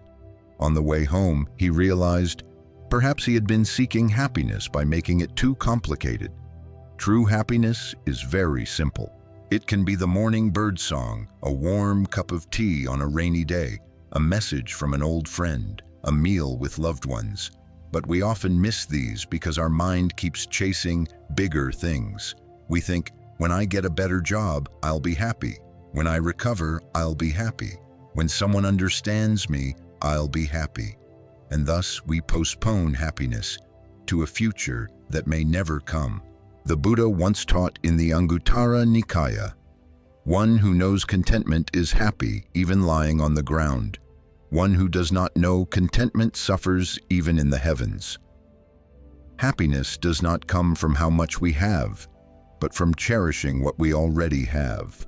One who eats a bowl of rice with gratitude will find it sweeter than one who feasts lavishly with an empty heart. Happiness, in the end, is the ability to see beauty in ordinary things. In the modern world, we easily forget true happiness. Social media makes us compare ourselves to others, and each comparison costs us peace. Seeing others travel, we forget our own warm roof. Seeing others succeed, we forget our own healthy life. Happiness is never where others are. It appears only when we look deeply into our own life. A simple practice. Each night before sleep, think of 3 things you are grateful for that day. They can be the smallest things: a smile, a cool breeze, a kind word. When we acknowledge the good, the mind transforms. Gradually, life no longer feels like a heavy chain of days, but a painting full of colors. An elderly woman in hue once said, "I have nothing, but I am happy every day, because every morning I still see the sun." Gentle words, yet a truth. The happy person is not the one who has much, but the one who sees what they have. Happiness is not a state that lasts forever.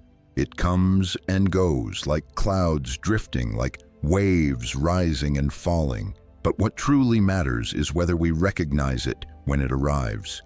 Many people hold happiness in their hands without knowing it, only realizing its worth once it's gone. Happiness doesn't need to be sought, only to be seen. And to see it, we need a mind that knows how to pause, to listen, and to live slowly. Before closing your eyes, take a deep breath, then smile. Say to yourself, "I am alive. I have enough." Those words are a miracle. They turn the night into calm, the heart into peace. There's no need to wait for tomorrow. Happiness is already here, in the breath, in the heartbeat, in your full presence with yourself. Happiness is not far away. It has never left you. You only left it by chasing what is unreal. When you stop, you'll see. Every moment of life is already a miracle. And if you can fall asleep in gratitude, then when you wake in the morning, no matter how life changes, your heart will feel light, for you will have realized happiness is not distant. It is right where you pause and smile. If there is one thing the Buddha always emphasized in his teachings, it is the breath. In the Anapanasati Sutta, he taught, "The Tathagata breathes, and so do you. Whoever returns to the breath finds the path of stillness and wisdom." The breath may seem ordinary, but it is the thread connecting body and mind, self and present moment. When the mind is restless, the breath becomes fast. When the heart is peaceful, the breath is gentle. Just by observing how we breathe, we can know how we are living. In our busy lives, we rarely pay attention to the breath. We inhale without awareness, exhale without feeling. We breathe out of habit, not out of life. But if we just stop for a moment, place a hand on the chest, and feel the air flowing through, we will see a miracle. Even when we are sad, anxious, or in pain, the breath still accompanies us gently. It has never left. Like a silent friend, it reminds us, you are still alive. You still have a chance to begin again. I once met a woman named Mai, 45 years old, a teacher. She told me she had suffered from insomnia for nearly 2 years. Each night she tossed and turned, worrying, trying to force herself to sleep, but unable to. One day she joined a short meditation retreat where the master simply said, "Don't try to sleep, just breathe."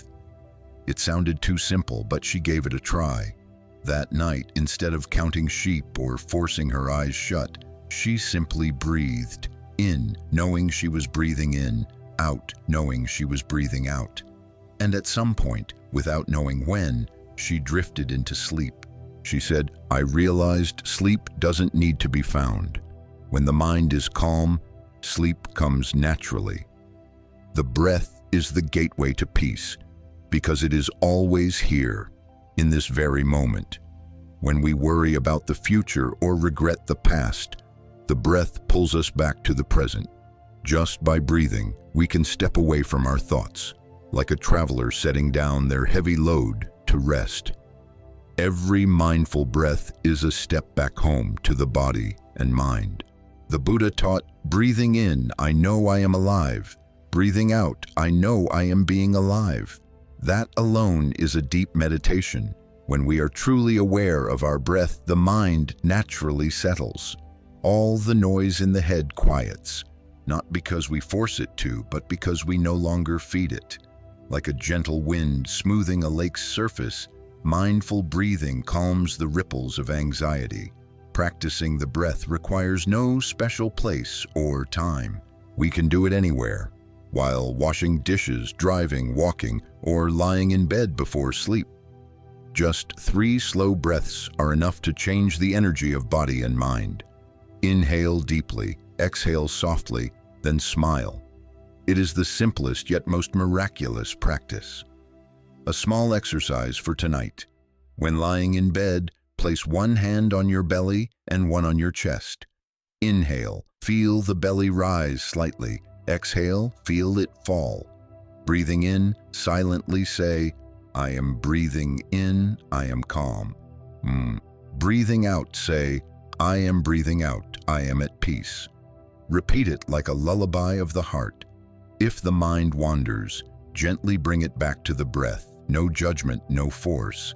Gradually, each breath will guide you back to your original stillness. A Zen master once said, "When you breathe, you are touching life." Every breath is a miracle. And indeed, it is. When we truly live with the breath, we no longer get lost in illusions. We become more present, complete, and deep in every moment. One who knows how to breathe knows how to live, and one who knows how to live knows peace. Sometimes just breathing is enough for all suffering to dissolve. When angry, if we pause and breathe, anger weakens. When sad, if we breathe mindfully, sadness softens. When afraid, if we breathe, we see there is nothing to flee. The breath is the bridge connecting us to reality, the hand of mindfulness leading us out of confusion. Tonight, before sleep, don't seek peace elsewhere. Just breathe. Each breath is a step home. Breathing in, we return to the body. Breathing out, we return to the mind. When body and mind meet in the breath, peace naturally arises. And in that calm, sleep comes like a kind friend, gently holding our hand through the night so that in the morning life feels as fresh as dawn. In the journey of human life, each of us has at least once asked, "When will I truly be at peace?" We go through years of hard work, wholehearted love, endless striving, yet peace still feels distant. In truth, peace is not at the end of the path. It appears only when we know how to stop. Stopping is not giving up. It is letting the mind rest, giving the body a chance to breathe, and allowing ourselves to look within. The Buddha taught, when the mind stops, wisdom arises. This means that only when we are no longer driven by greed, anger, or ignorance can wisdom appear. But stopping in a world that never stops is not easy. We are taught to move, to win, to achieve. No one teaches us how to rest, to stop, or to feel enough. So we keep running, not even knowing where to. Then one day, when the body is exhausted and the heart is weary, we realize what we needed most was not more, but less. There was a man named Thin, once a manager at a large company. He worked 12 hours a day, always tense. Even after retirement, he could not stop. He started gardening, but even that became work. Fixed hours, strict plans. One day, he told a monk, "I don't know how to stop, master. Doing nothing makes me afraid." The monk smiled kindly. "No one dies from stopping, my friend. Death is when the body stops. When the mind stops, that's when life truly begins." Those words stunned him.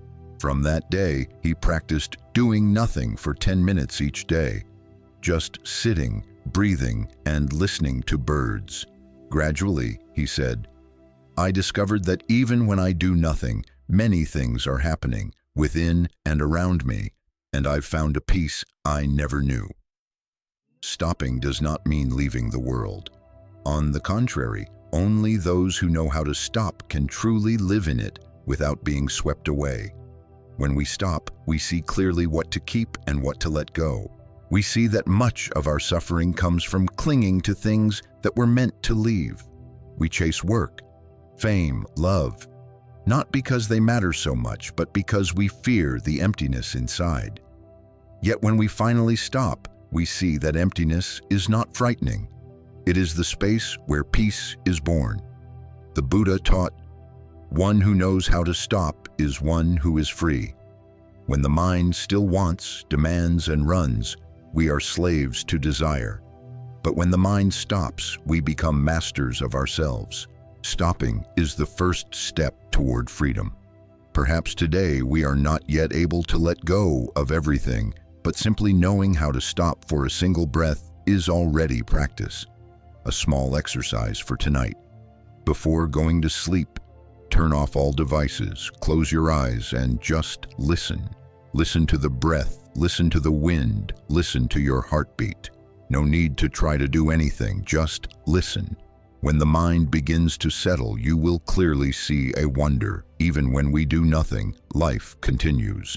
The earth still turns, the heart still beats, the breath still comes and goes. Peace has never been lost. We just haven't paused long enough to notice it. A Zen master once said, "If you do not know how to stop, you will never arrive." Indeed, if we keep rushing forward, we cannot see the scenery along the way. Likewise in life, if we do not know how to stop, we cannot feel the joy we already have. We stop in order to live more deeply, to understand more fully, to be more grateful. When we know how to stop, even the smallest things become precious. The soft light through the window, the rustle of leaves, the aroma of rice in the kitchen. Each little thing reminds us that life does not need much, it only needs our presence. And when the mind has learned to stop, sleep also changes. It is no longer drifting off in exhaustion, but a return in peace. When you lie down, breathe slowly, release the shoulders, release the brow, release everything you have been holding all day.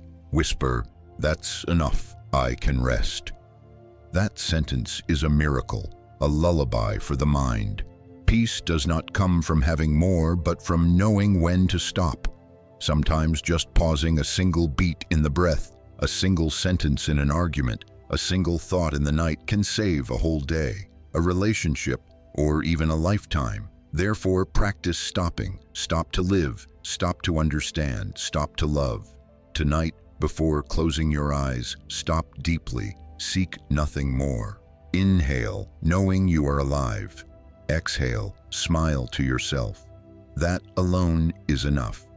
When we know how to stop, the mind rests by itself. And in that rest, sleep comes like an old friend. No knocking, no noise, just quietly sitting beside us with a gentle smile. Human beings tend to run toward the future or hide in the past. We live by memories or by fantasies, but rarely truly dwell in the present. When eating, we think of something else. When walking, we hurry home. When talking to someone, our mind is somewhere far away. And so we gradually lose the deepest connection, the connection between ourselves and this very moment. The Buddha once said, "Do not brood over the past. Do not worry about the future. Whoever abides in the present touches nirvana." The present is the only thing we truly have. The past has flowed by. The future has not yet arrived. Only the present is where life is happening. Yet our mind is swept away by memories and desires. We remember what was lost, regret what was left undone, fear what is to come. Because of this, even amid many opportunities, we still feel empty. Living in the present is the art of mindfulness. It is knowing that right now, right here, we are already enough. I once met a middle-aged man named Tung, a long-haul driver. For years, he lived in tension. I was always thinking of the destination. While driving, I only wanted to arrive. When I arrived, I worried about the next trip. I never truly felt the road. One day, he heard a monk teach, "Do not live only for the destination, for life is the journey." From then on, he focused on each stretch of road. He said, "I began to notice the wind on my face, sunlight through the windshield, the engine's sound like a heartbeat. For the first time, I saw I was truly alive. Living in the present does not mean ignoring the past or forgetting the future. It means putting them in their right places. The past is a lesson, the future an aspiration, and the present is where we breathe. When the mind knows how to stop in the present, we no longer chase what has not come or fear what has gone. All suffering arises when we leave the present. An anxious person lives in the future. A sorrowful person lives in the past. A peaceful person lives fully in the present. In the Bhattacharya Sutta, the Buddha taught, "Live today with wisdom and mindfulness. Whoever lives in the present lives a joyful life." This teaching is simple yet foundational to practice. When we truly live in the present, nothing remains to fear, for we are no longer dragged by the current of delusion. A small practice. In the morning, when drinking water, just drink water. Feel it pass the throat, cool and light. When walking, just step. Feel the feet touch the earth, the breath synchronizing with each stride. When eating, truly taste the food. No thinking, no scrolling, just eating. And when speaking with someone, look into their eyes, listen deeply without judgment, without rushing to reply. Every moment of full presence is a moment the mind is at rest. Living in the present is also living with gratitude. When we truly see, we are grateful to still be breathing, to hear the wind, to see the light. Living in the present is savoring each small gift life offers. Only then do we understand the miracle of life. The miracle is not far away. It is that we are breathing, loving, and present. A monk once said, "If you are not in the present, you are not truly living even if you breathe." That saying is a wake-up bell. How many of us are merely existing instead of living? We pass through the day while our mind is elsewhere. Yet if we pause, even for a moment, we can see the whole universe blooming in the now. A breath, a breeze, a shaft of light. Before sleep, practice returning to the present. Do not think of what is unfinished, nor revisit what has passed. Let the mind rest in the breath. Breathing in, know you are breathing in. Breathing out, know you are breathing out. Feel the warm blanket, the softness of the pillow. Hear the sounds of the night outside. When the mind is fully present, sleep is no longer a task, but a homecoming. Living in the present is the art of the awakened. It needs no lofty philosophy, only a breath, a smile, a grateful heart. When we are truly here, everything is wondrous. No more later, no more if only now. And in that now, peace appears. Tonight, before drifting into sleep, softly say, "I am alive. I am here." That sentence is the doorway to true happiness, the happiness of one who knows how to live in the present. From childhood, we were taught that to be happy, we must have a lot. Much money, many possessions, much fame, many people to love us. All our lives we chase the word have, forgetting that letting go is sometimes the shortest path to peace. The Buddha once said, "The fewer the wants, the richer the person." This teaches not only about material things, but also about the mind. When the heart knows how to let go, it is no longer bound by what lies beyond its control. The truth is, all suffering arises from attachment. When we cling to a person, we fear losing them. When we cling to possessions, we fear poverty. When we cling to fame, we fear being forgotten. The tighter we hold, the more we worry. The more we grasp, the more we tire. Clinging is the act of fear. Fear of emptiness, fear of impermanence, fear of loss. Yet impermanence is unavoidable, for change is the very nature of life. One who truly knows how to live learns to let go without resentment, to lose without sorrow, to part without regret. There was a man named Fu, once a wealthy merchant. He had everything, money, status, reputation, but not peaceful sleep. He said, "I'm afraid of losing everything. Every night The ticking clock makes my heart tighten. One day, he attended a Dharma talk. The monk asked, "If you lost everything today, what would remain?" He was silent. The monk smiled. "If you still have breath, light, and compassion, you have lost nothing." Those words awakened him. He began releasing one thing at a time, worrying less about money, meddling less in worldly matters, competing less. After some time, he said, "When I held tightly, I was rich but miserable. When I learned to let go, I became materially poorer but spiritually wealthier than ever." Letting go doesn't mean abandoning everything, but no longer letting things control your mind. We still live, love, and work, but we do not tie our happiness to outcomes. Letting go is seeing with wisdom, understanding that nothing lasts forever. One who knows how to let go loves with understanding, acts with kindness, and lives with contentment. Letting go is also the art of freedom. When we are no longer attached to our desires, we can smile at everything. When praised, we are grateful. When criticized, we smile. When we have, we cherish. When we lose, we release. Such a mind is like a drifting cloud, light, free, unshaken by the winds of life. The Buddha compared the awakened one to a lotus blooming in mud, living in the world without being stained by it. One who knows how to let go lives like the lotus, able to bloom anywhere. Letting go is not only a spiritual practice, but also a medicine for those who suffer. Each sleepless night, ask yourself, what am I holding too tightly? It may be a relationship, a memory, a regret, or a fear. Breathe deeply and exhale, imagining yourself dropping a stone from your hand. You don't need to forget, just put it down. When the hand releases, the heart becomes light. A simple practice: before sleeping, imagine standing by a river. Each worry, anger, or sadness is a pebble in your hand. Throw them into the water, watching them sink. With each falling stone, a piece of suffering dissolves. Finally, when your hand is empty, your mind becomes still like the river's surface.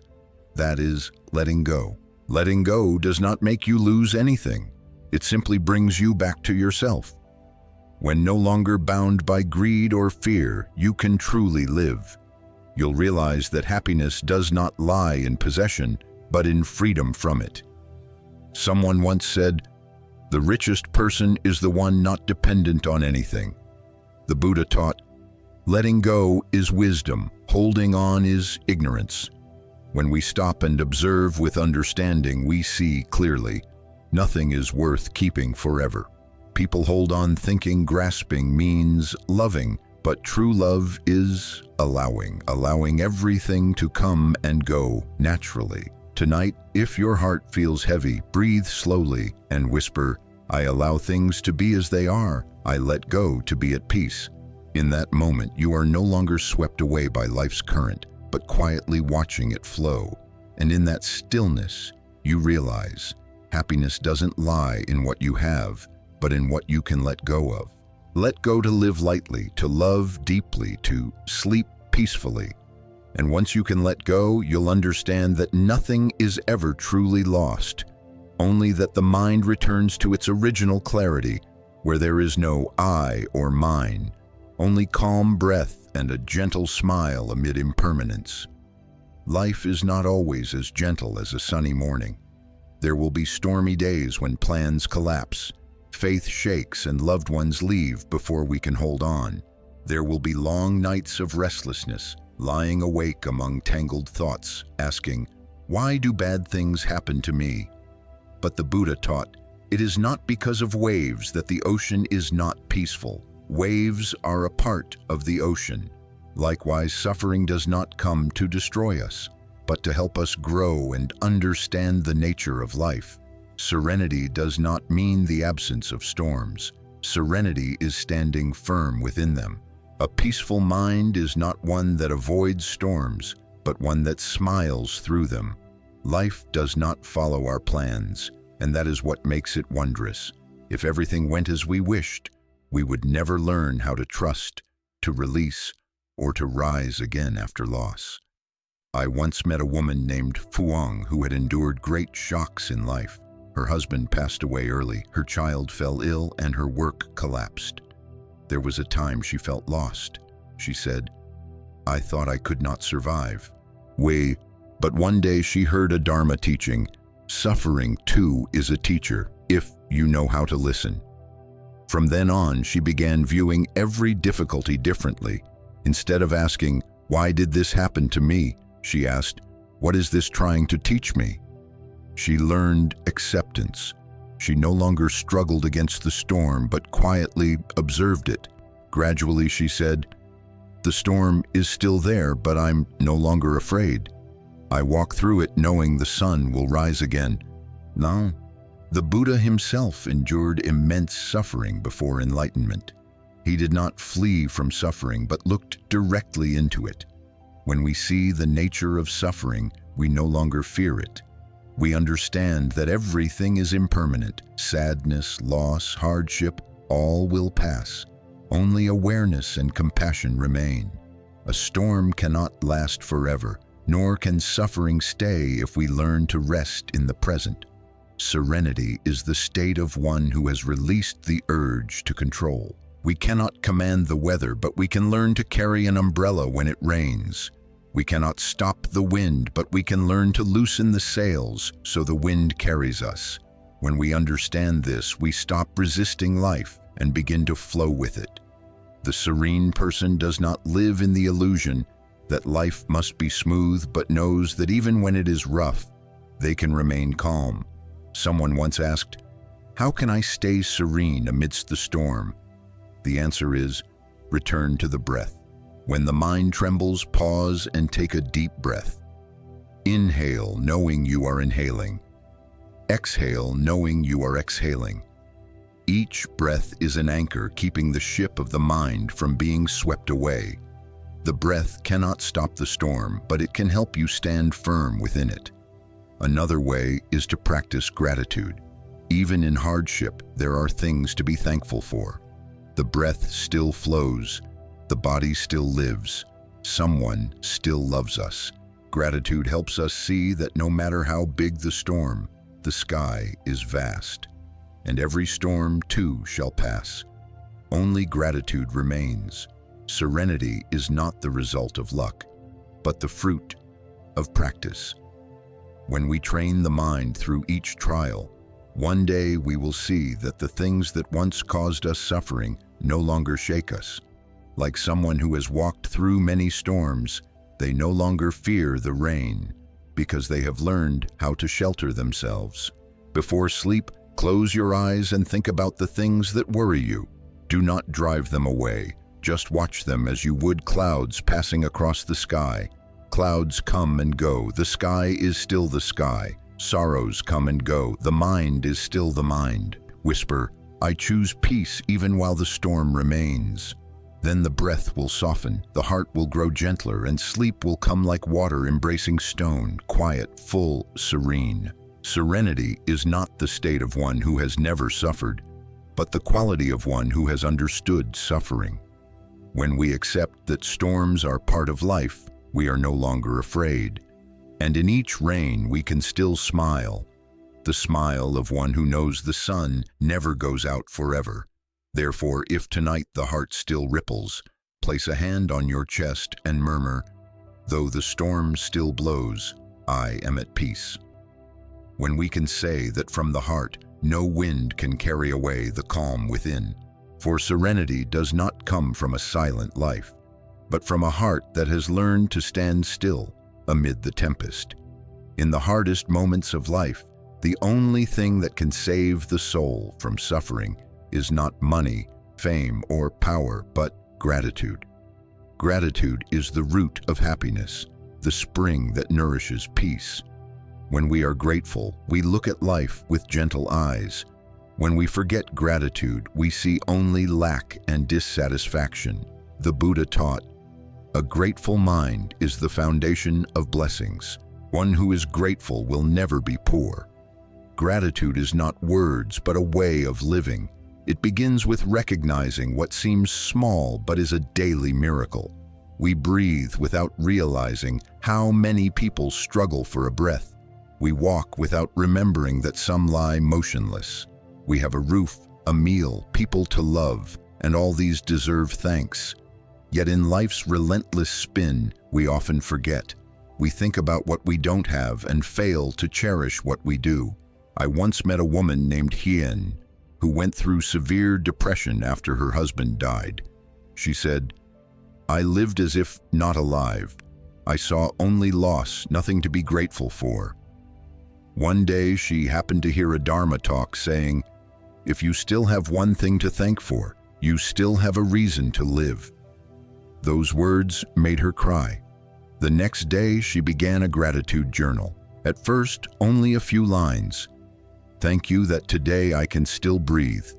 Thank you that I can still see the light." She kept at it daily, and strangely, a few weeks later, she found herself smiling more.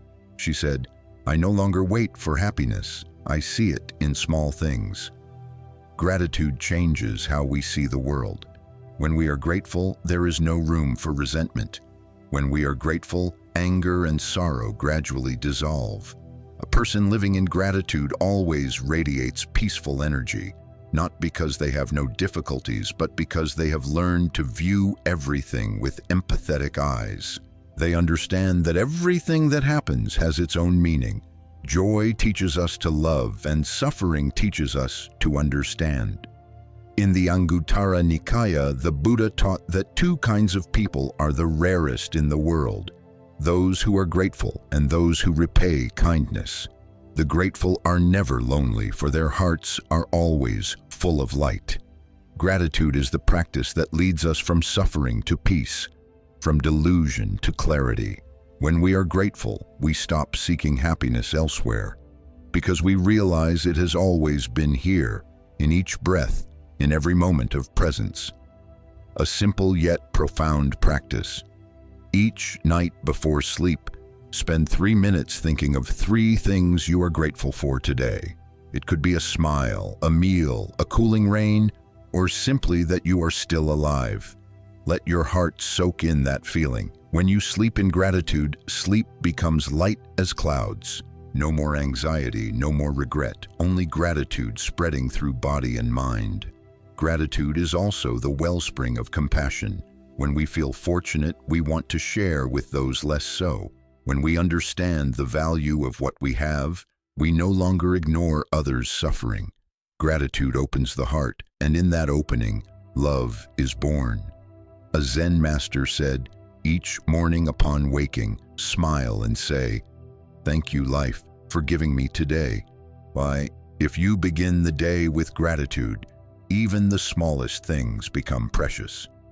Indeed, a single moment of appreciation changes the mind. The grateful person no longer demands a perfect life, because they know that simply being alive is already a gift. Even in suffering, we can be grateful. Grateful for the lesson of letting go. Grateful for discovering our hearts are stronger than we thought. Grateful that suffering helps us understand others more deeply. Nothing is meaningless if we can view it in the light of gratitude. Tonight, before closing your eyes, breathe slowly and think of one thing in life you are grateful for. It could be your parents, your partner, your children, or just the moonlight outside the window. Whisper, "Thank you that I can still see, still live, still love." When we sink into sleep in gratitude, our worries fade, and in the morning we will smile, not because life has changed, but because we have. For gratitude does not make life easier, but it makes the heart stronger. And one with a grateful heart, even amid storms, can be at peace and sleep soundly in the gentle embrace of life. Throughout life, people are always trying to receive love, recognition, possessions, opportunities. Yet the more we try to hold, the more empty we feel. But when we know how to give, quietly and sincerely, our hearts become light as clouds. This is the paradox of happiness. We cannot have it by accumulating, only by sharing. The Buddha taught, "No one is poor who practices generosity." The more you give, the more complete you become. Giving is not for reward, but a natural act of a heart that understands. The happiness of giving does not lie in material value, but in the intention behind it. A kind inquiry, a smile, a sincere listening ear are also gifts. Sometimes a suffering person does not need money. They need to be heard, to receive a compassionate gaze, to hear someone say, "I understand." When we give with love, that energy returns many times over, not as assets, but as peace within. I once met a 70-year-old man named Dung. Each day he rose early to cook porridge for the homeless. Someone asked, "You're old, why not rest?" He smiled gently. "I was once a receiver. Now I want to give." He said that when he was poor, someone once gave him a bowl of rice. He promised that when he had enough, he would help others. "Now that I can do it, I feel very light and I sleep very well," he said. He is not richer, but his face always shines, because that light comes from within. Giving is a lesson in selflessness. When we truly give, we forget the I. There is no longer giver or receiver. In that moment, only compassion flows. And in that very moment, the mind is naturally liberated. The Buddha taught, "One lamp can light 1,000 others without being diminished." When we give light, that light is not lost. It multiplies. The more we share, the brighter our hearts become. Some think they have nothing to give, so they never begin. But in truth, everyone can give. Time, care, a smile, a kind wish. Someone might say, "I'm just an ordinary person. How can I help anyone?" Yet, if each of us were just a bit kinder, spoke a bit more gently, listened a bit more deeply, the world would already change. Every small act is a seed planted in the soil of compassion, and sooner or later, it will bloom.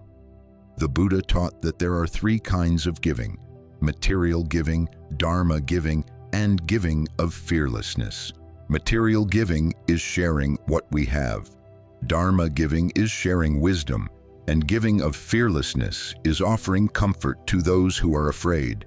All are noble, but the highest is giving with a loving heart, giving without expectation, loving without demand. A person who gives like this, even in silence, brings warmth to others simply through their presence. In daily life, even a small gesture can be a form of giving. Holding the door open, offering a seat to the elderly, giving a sincere compliment, forgiving a mistake, all are ways of giving. Giving does not make us lose anything, rather, it expands our hearts. For happiness does not lie in how much we have, but in how much and how lovingly we give. A small practice for tonight. Before sleeping, think of one thing you can give tomorrow. It might be encouragement, a small gift, or simply time for someone who feels lonely. As you lie in bed, smile and say, "Tomorrow I will give the best I can." Even that thought alone warms the heart, because when we think of giving, we no longer feel lacking. Someone once said, "The happiest person is not the one who has the most, but the one who gives the most." That saying perfectly reflects the spirit of Buddhism. Giving is the act of a content heart. When we understand that nothing truly belongs to us, sharing becomes a joy. The Buddha once smiled when a monk offered him the only flower in his hand. He said, "A single flower given with sincerity is worth more than 1,000 offered for fame." Giving is not about the object, but the heart. When we give with purity, merit is boundless. And so tonight, before falling asleep, let your heart fill with gratitude and the wish to give. Inhale and whisper, "I have enough." Exhale and say, "I am ready to share." Then the mind will open wide like the sky, light as the wind, calm as the clouds. Sleep will no longer be mere rest for the body, but the quiet peace of a heart that knows unconditional love. giving is not just an action, but a way of being, of one who understands that all is connected by causes and conditions. When the time comes, we offer. When it passes, we smile. And with every act of giving, we receive even more peace, joy, and the radiant version of ourselves. For true happiness never comes from holding on, but from the moment we open our hearts to give and to love. In today's hurried life, people have nearly forgotten how to pause. From the moment we wake until night falls, we are caught in the wheel of work, duties, news, expectations, and worries. The body tires, but the mind is even more exhausted. We are always running to keep up, to achieve, to not fall behind. Yet the more we run, the farther we drift from ourselves. And when night comes, we lie in bed, but the mind still spins, and sleep becomes a luxury. The Buddha once said, "The one who knows how to stop is the one who sees the way." Stopping is not laziness, but wisdom, knowing when the mind needs rest to see more clearly, wakefully, and peacefully. A woman named Huang once shared that she suffered from insomnia for many years. She was a diligent worker and a devoted mother, constantly worrying for her husband, her children, her job, her future. She said, "Every time I lay down, my mind wouldn't stop thinking about unfinished tasks, tomorrow's concerns, and even things that never happened." She tried sleeping pills, music, and meditation, but nothing worked. Until one day, she went to a temple and heard a monk say, "You don't need to do more, you just need to stop." Those words made her cry. That night, she sat quietly, breathed deeply, and simply said to herself, "I stop." She didn't force herself to sleep or think about tomorrow. She just stopped to breathe, stopped to live. And miraculously, sleep came gently, like an old friend returning after years apart. Stopping is the art of those who know how to live slowly. When we stop, we see how fast we've been going, how much we've forgotten what matters. A cup of tea cannot be tasted if we drink it in haste. A day cannot be beautiful if we only glance at it with hurried eyes. Life will go on whether we stop or not, but only when we stop can we truly live. In Buddhism, meditation is not confined to mountains and forests. It is the ability to still the mind amid daily life. When eating, just eat. When walking, just walk. When listening, just listen. Stopping is returning fully to the present moment. When we act with full awareness, that is meditation. And when we meditate, peace naturally arises, for the mind no longer wanders. This world does not lack noise. It lacks stillness. It does not lack motion. It lacks pause. Each day, if we take even a few minutes to stop, simply sitting quietly, following the breath, or gazing at the sky without doing anything, we are planting a seed of peace. That seed, if watered regularly, will sprout into unshakable stillness within. Someone once asked, "How can I stop when life is so full of demands?" The answer lies in perspective. Stopping doesn't mean abandoning everything. It means knowing priorities. Some things must be done, some can wait, and some need not be done at all. When the mind can discern what to keep and what to release, stopping becomes easier. Stopping is not escape, it is resting in order to continue.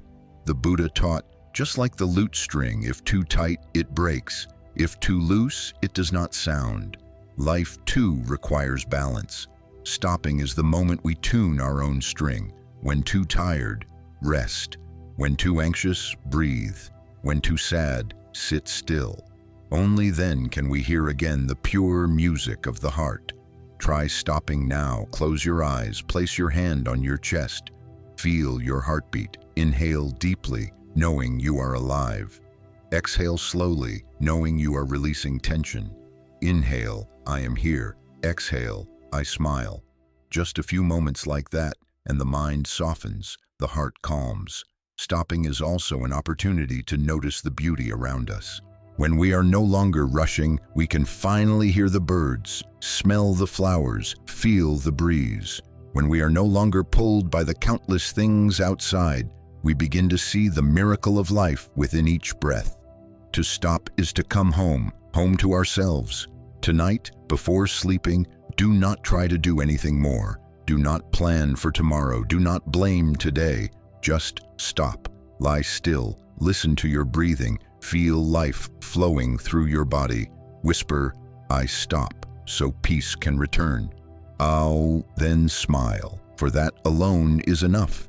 Sleep will come, light as a cloud, deep as the ocean, and serene as the heart that has learned to let go. When we know how to stop, we realize that happiness has never been far away. It has always been here, in each ordinary moment, just waiting for us to pause and see. And when we truly stop, the outer world may still be noisy, but inside, everything becomes quiet, like a clear lake reflecting the moonlight. That is the peace we have long been seeking. A peace found only when we stop, smile, and whisper, "I am alive," and that is enough. Dear friend, if you have listened this far, please take one deep breath and feel your heart. The journey through these 27 parts has not only been words or stories, but a path of returning to the breath, to stillness, and to the peace within you. The Buddha taught, "All phenomena arise from the mind. When the mind is at peace, all things are at peace. Therefore, do not seek peace elsewhere. Nurture it in each small moment of life." If these reflections have helped your heart feel lighter, your sleep deeper, or even just brought a gentle smile to your lips, that is the gift Dharma in Motion wishes to offer you. Remember, the path of practice does not lie in grand acts, but in the smallest ones. A mindful breath, a kind word, a wholesome thought. Before you close your eyes, whisper to yourself, "I am grateful for being alive, for listening, and for learning the Buddha's teachings." That alone is enough to bring peace to your heart. If these talks have brought calm to your soul, please like, subscribe, and share the Dharma in Motion channel with those who may need a little stillness amid life's noise. Every share not only spreads the Buddha's wisdom, but also plants another seed of peace in this world.